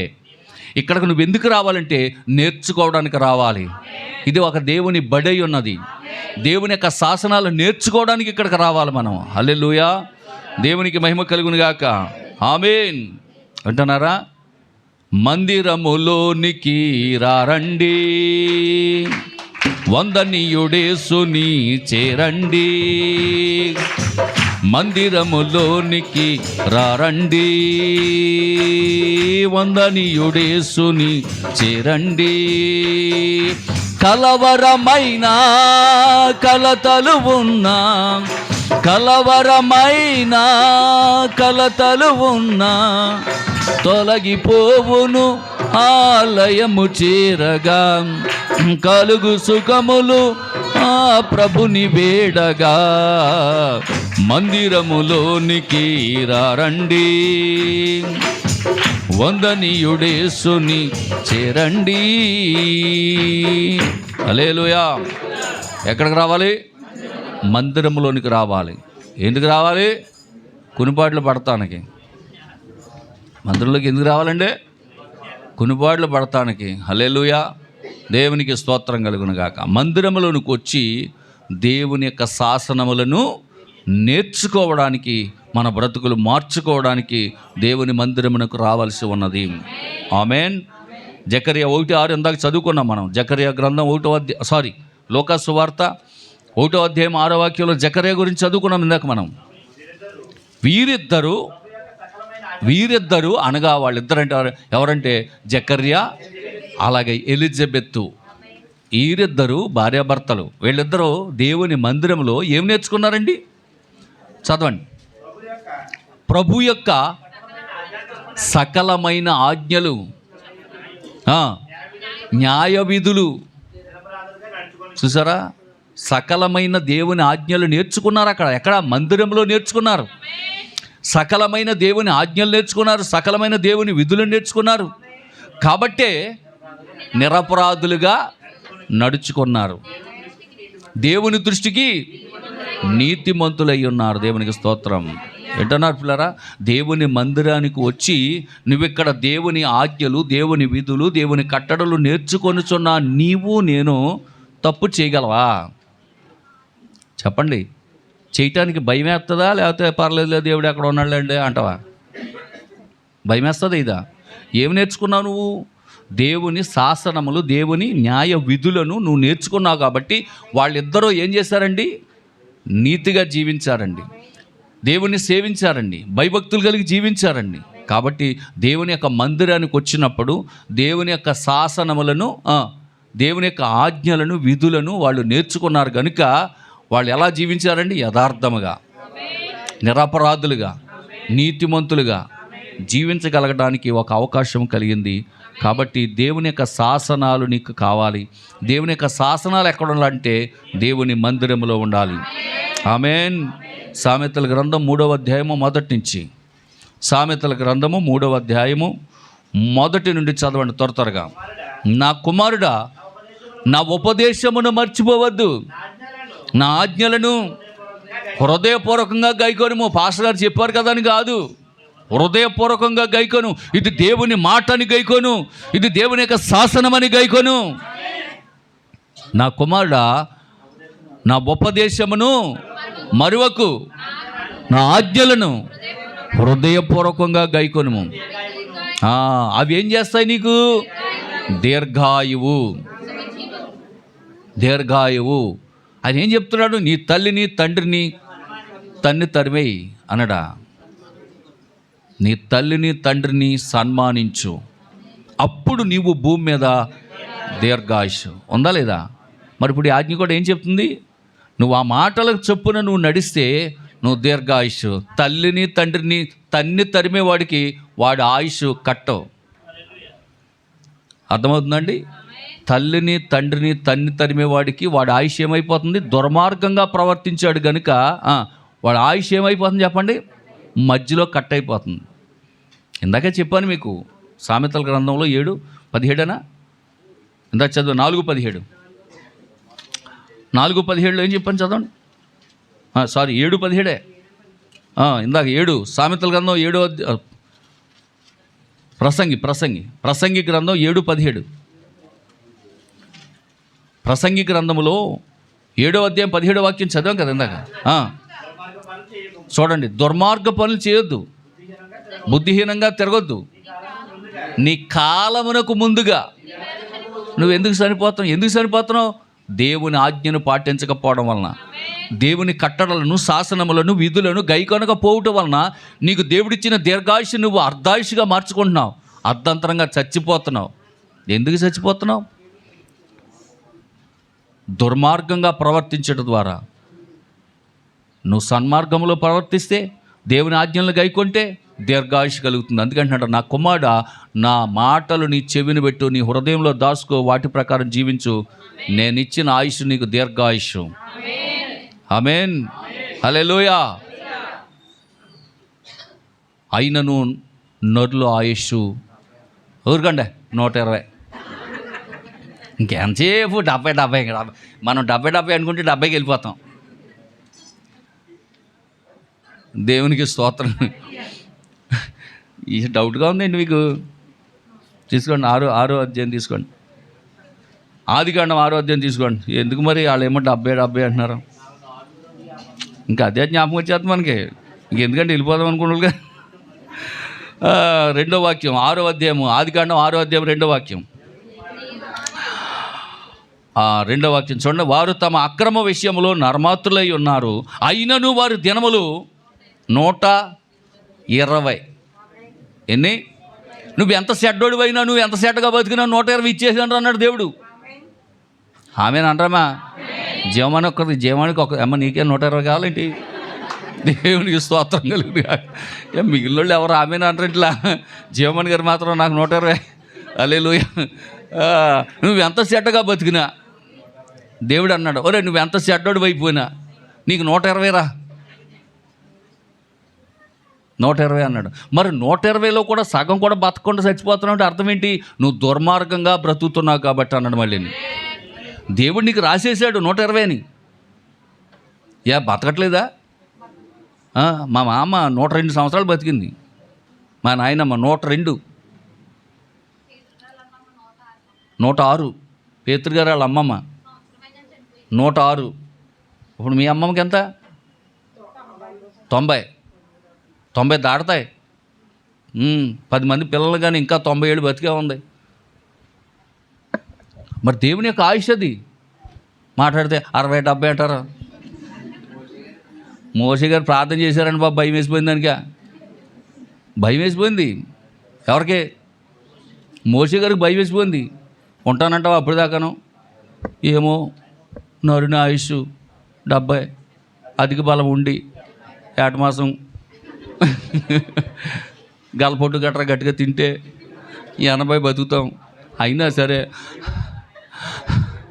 ఆయాసం, దుఃఖం, దగ్గు, జలుబు తప్ప. దేవునికి స్తోత్రం అని ప్రార్థన చేశాడు పాపం. ఆయన ప్రార్థన చేశాడు కానీ దేవుని వాగ్దానం నెరవేరింది. 120 సంవత్సరాలు బతికాడా? హల్లెలూయా. దేవుని మాట గొప్పదే. యథార్థంగా ప్రవర్తించాడు మోషే.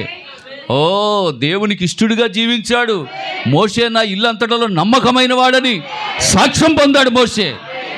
కాబట్టి దేవుడు ఆదికాండంలో ఇచ్చిన 120 సంవత్సరాలు మోషేకి ఇచ్చేశాడు. అంతే, బతికేశాడు. 120 సంవత్సరాలు బతికేశాడు.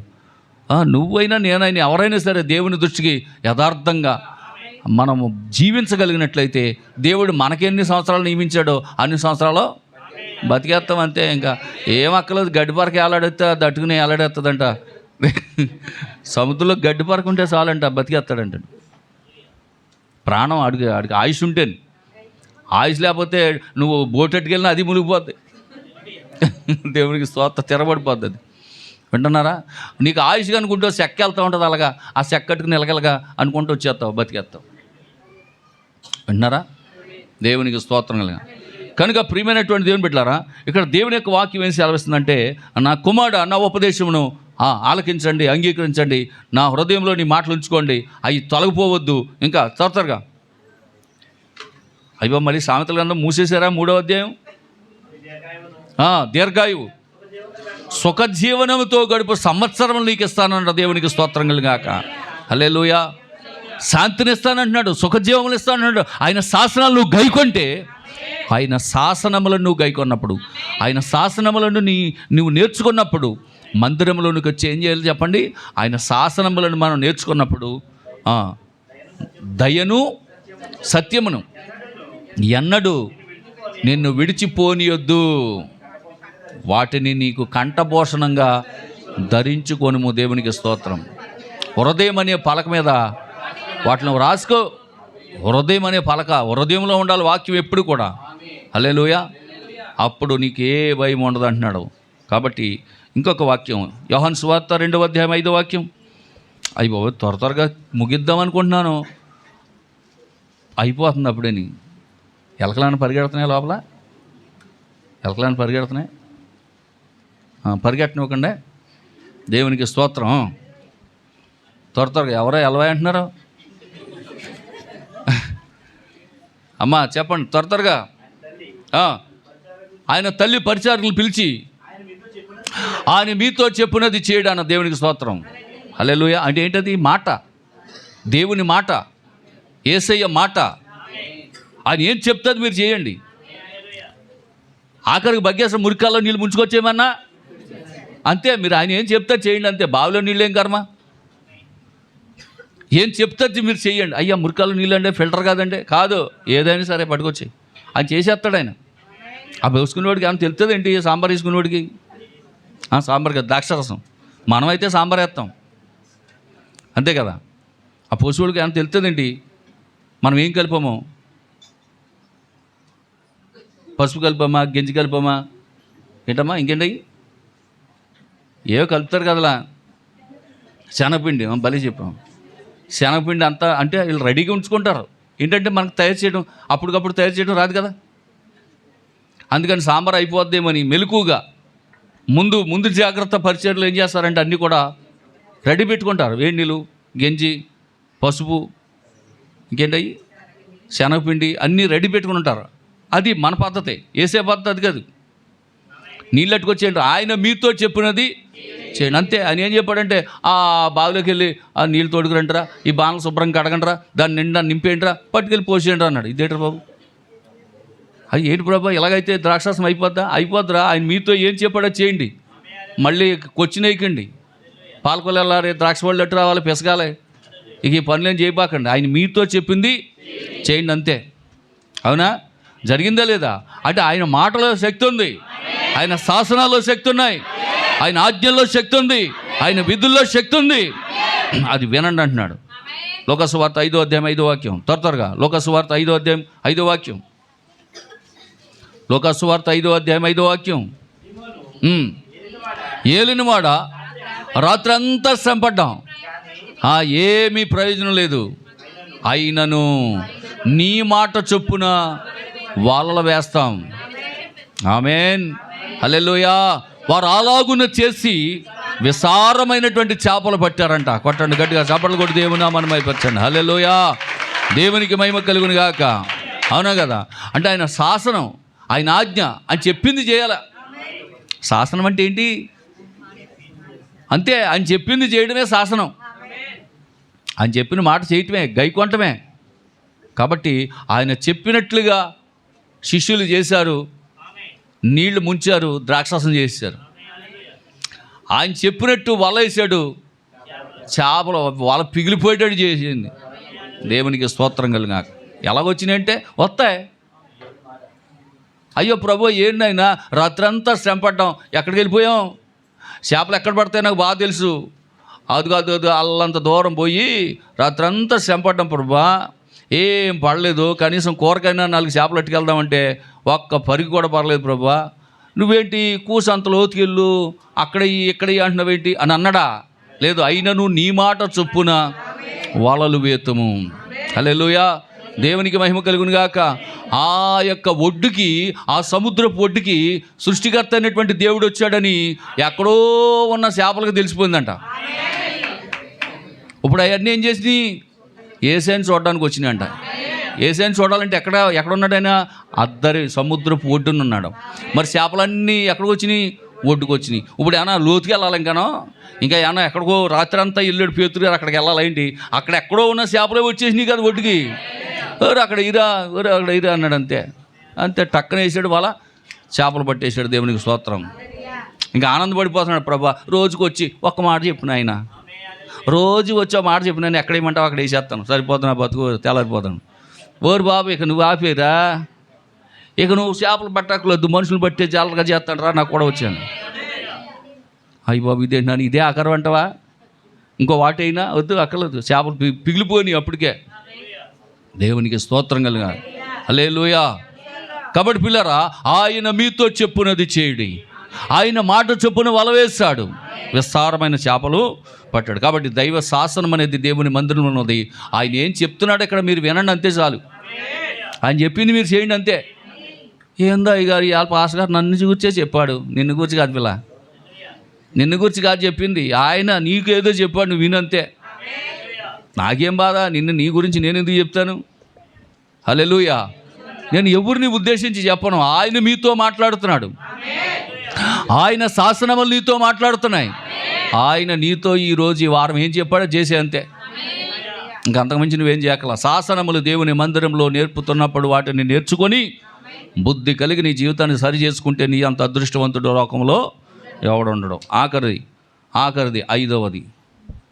మా పిల్లలు సోలిపోతున్నారు, టికెట్లు పడిపోతున్నాయి, టికెట్లు బిస్కెట్లు కొనుక్కుంటారు ఇల్లు కిందకి వెళ్ళి. దేవునికి స్తోత్రం.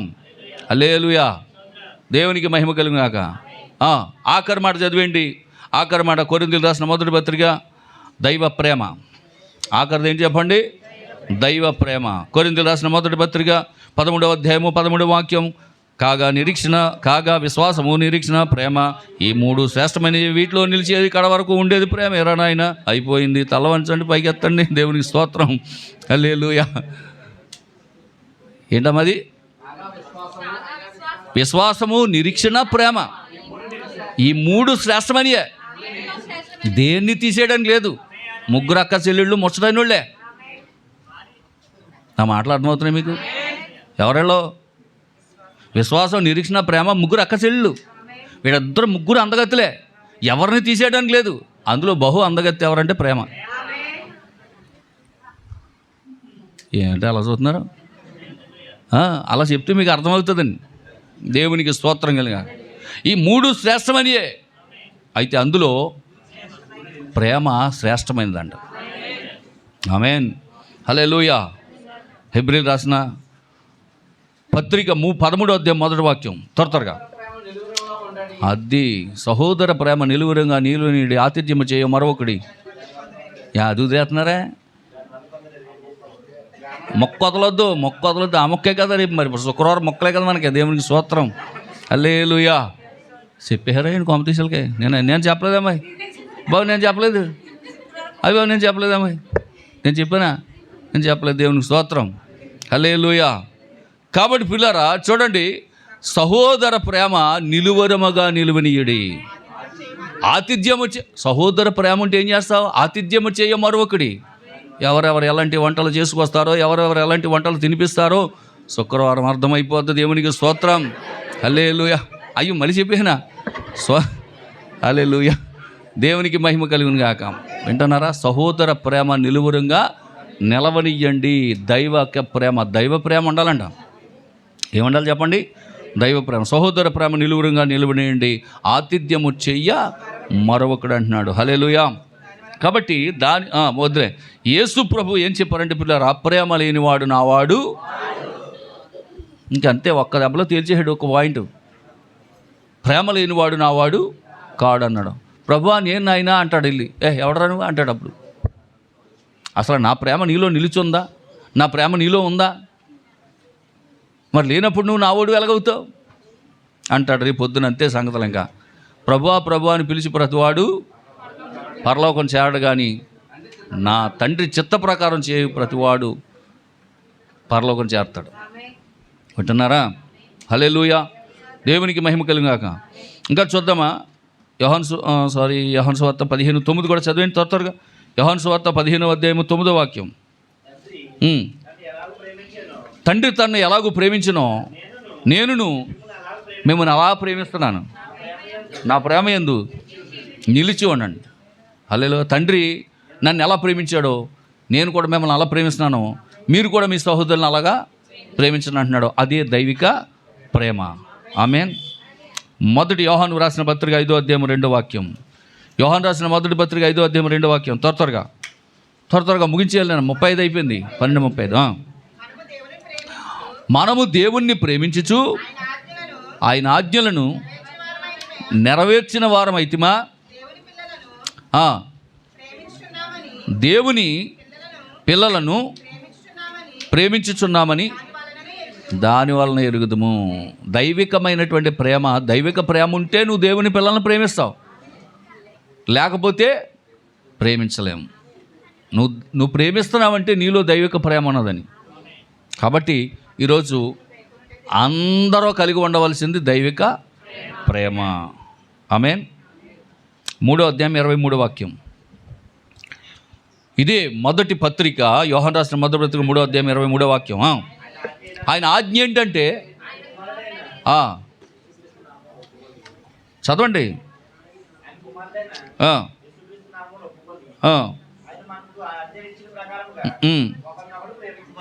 అంతే, అదే ప్రేమ.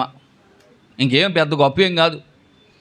సింపుల్గా తేల్చేశాడు ఆఖరికి. ఏంటంటే మీరు ఒకరిని ఒకరు ప్రేమించుకోవడమే, అదే దైవిక ప్రేమ అన్నాడు. దేవునికి స్తోత్రం.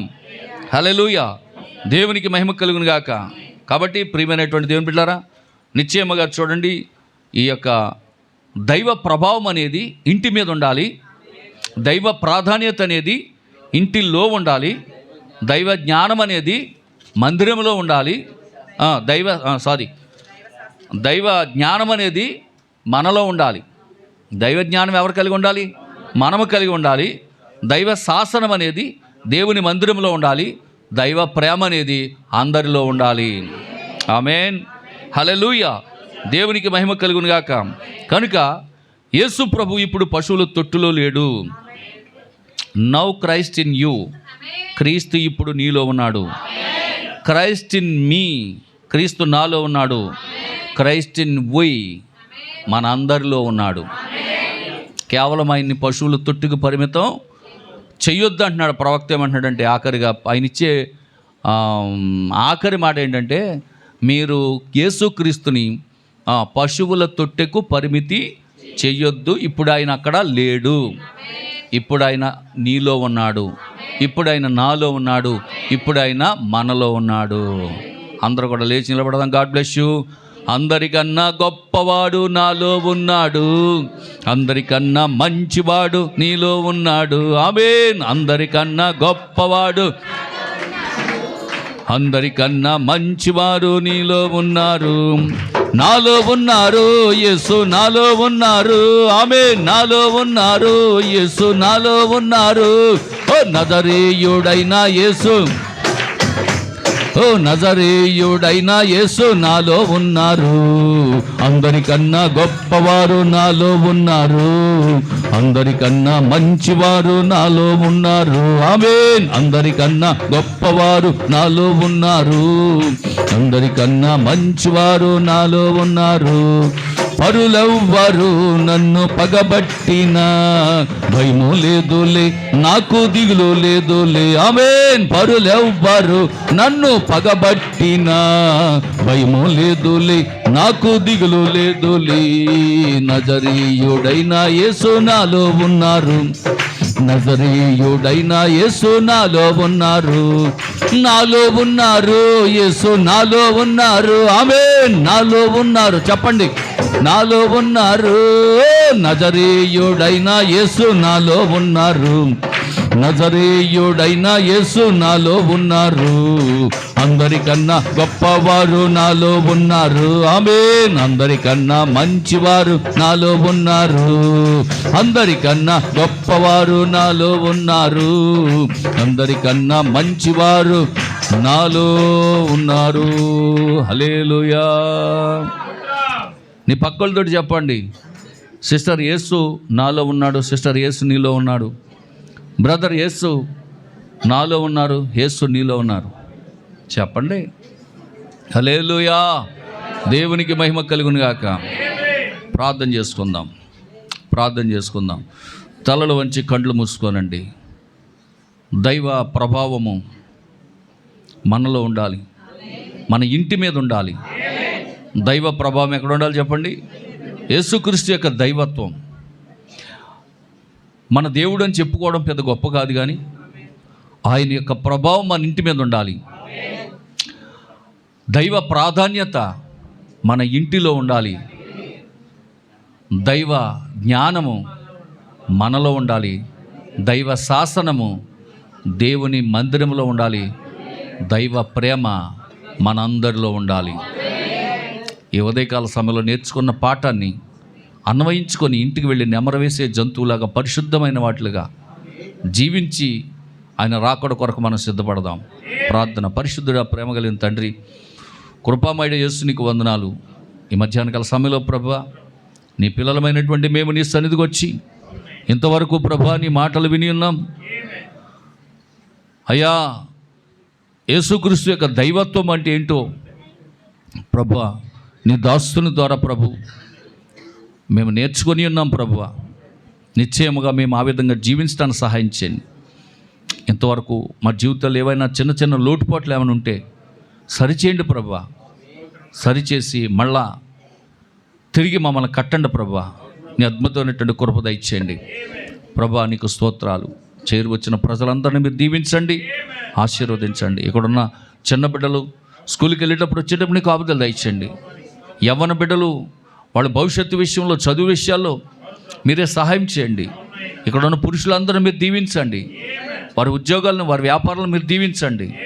ఇదిగో నాయన సీన్ గారు ఆరోగ్య విషయంలో మీరు చేసిన మేలు కొరకు వందనాలు. వారి యొక్క సతీమణి సువార్తం గారి యొక్క ఆరోగ్య విషయంలో కూడా మీరు చేసిన మేలు కొరకు వందనాలు. వారి చెరువుల విషయంలో కూడా కృప చూపించండి. దేవానికి స్తోత్రాలు. అలాగే తమ్ముడు పేతురు కూడా వాళ్ళు చెరువు పట్టారు. ఆ చెరువు విషయంలో కూడా మీరు చేసిన మేలు కొరకు వందనాలు చెల్లిస్తున్నాం. అలాగే ప్రభువా, ఇక్కడ ఉన్నటువంటి నాయన స్త్రీలను జ్ఞాపకం చేసుకోండి. వాళ్ళు ఎవరైనా బలహీనులుంటే బలపరచండి, రోగులుంటే ముందు బాగు చేయండి. వృద్ధాప్యంలో ఉన్న ఆదరణ లేని తల్లుల కొరకు, కుటుంబాల కొరకు ప్రార్థిస్తాం, సహాయం చేయండి. ఇదిగో నాయన కాకినాడ హాస్పిటల్లో ఉన్న రాజు కొరకు ప్రార్థిస్తాం ప్రభు, సహాయం చేయండి అయ్యా. త్వరలో ఆ డాక్టర్లు స్పందించి సరైన సమయానికి ఆ ఆపరేషన్ చేయడానికి సహాయం చేయండి. వాళ్ళ తల్లి ఎంతో రోధిస్తూ ఉంది ప్రభా. తప్పక ఆ తల్లి యొక్క కన్నీటిని బుడ్లో పట్టి సహాయం చేయండి ప్రభా. అలాగే దినేష్ ఆరోగ్య విషయంలో సహాయం చేయండి. ఆపరేషన్ చేయించుకున్నాను, ముట్టి స్వస్థపరచండి. అలాగే నమ్రత కూడా ఆపరేషన్ చేయించుకుంది, స్వస్థపరచండి ఆయన. పరిపూర్ణ ఆరోగ్యం దయచేయండి ప్రభా. నీకు స్తోత్రాలు చెల్లిస్తూ ఉన్నాం నాయన. నిశ్చయముగా ప్రభా కుటుంబాన్ని అందరినీ కూడా దీవించండి. ఇదిగో చలబని యోహాన్ గారి యొక్క కుటుంబం కూడా ప్రార్థించమని వాళ్ళ ప్రార్థన సహాయం కోరారు ప్రభా. కృప చూపించండి నాయన. డైరీ ఫామ్ విషయంలో సహాయం చేయండి. తన యొక్క కుటుంబాన్ని అందరినీ దీవించండి.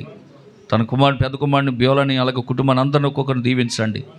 ఆశీర్వదించి మీరు బలపరచండి ప్రభా. నీకు స్తోత్రాలు చెల్లిస్తూ ఉన్నాం. నిశ్చయముగా చేరి వచ్చిన బిడ్డలందరినీ కూడా దీవించండి ప్రభా. ఇదిగో జాషువా గారు జ్ఞాపకం చేసుకోండి నాయన. వారి వ్యాపార విషయంలో నాయన ఏం చెయ్యాలో, తర్వాత ఎలాగా నాయన మరి వేరే వ్యాపారం పెట్టుకోవాలా, ఎలా జీవించాలనే ఆలోచన ఆ బిడ్డకిచ్చి మీరేం బలపరచని నడిపించమని ప్రార్థన చేస్తున్నాం. అలాగే నాయన కుటుంబాలందరినీ ఒక్కొక్కరిని పేరు పేరు జ్ఞాపకం చేసుకోండి ప్రభు. విదేశాల్లో ఉన్న సహోదరులు జ్ఞాపకం చేసుకోండి. మేరీ మాత కొరకు ప్రార్థిస్తున్నాం నైనా. పని ఎక్కువగా ఉంటుందని చెప్పారు, నిశ్చితమైతే ఆ పని విషయంలో సహాయం చేయండి. చిక్కాల పుష్పలత కొరకు ప్రార్థిస్తున్నాం. ఆ బిడ్డకు కూడా నైనా పని దొరికినట్లు సహాయం చేయండి. కౌరు తబిత కొరకు ప్రార్థిస్తున్నాం నైనా. ఆ బిడ్డకు ఆరోగ్య విషయంలో సహాయం చేయండి. అలాగే విజయమణి కొరకు ప్రార్థిస్తున్నాం నైనా. ఆ బిడ్డ విషయంలో కూడా సహాయం చేయండి.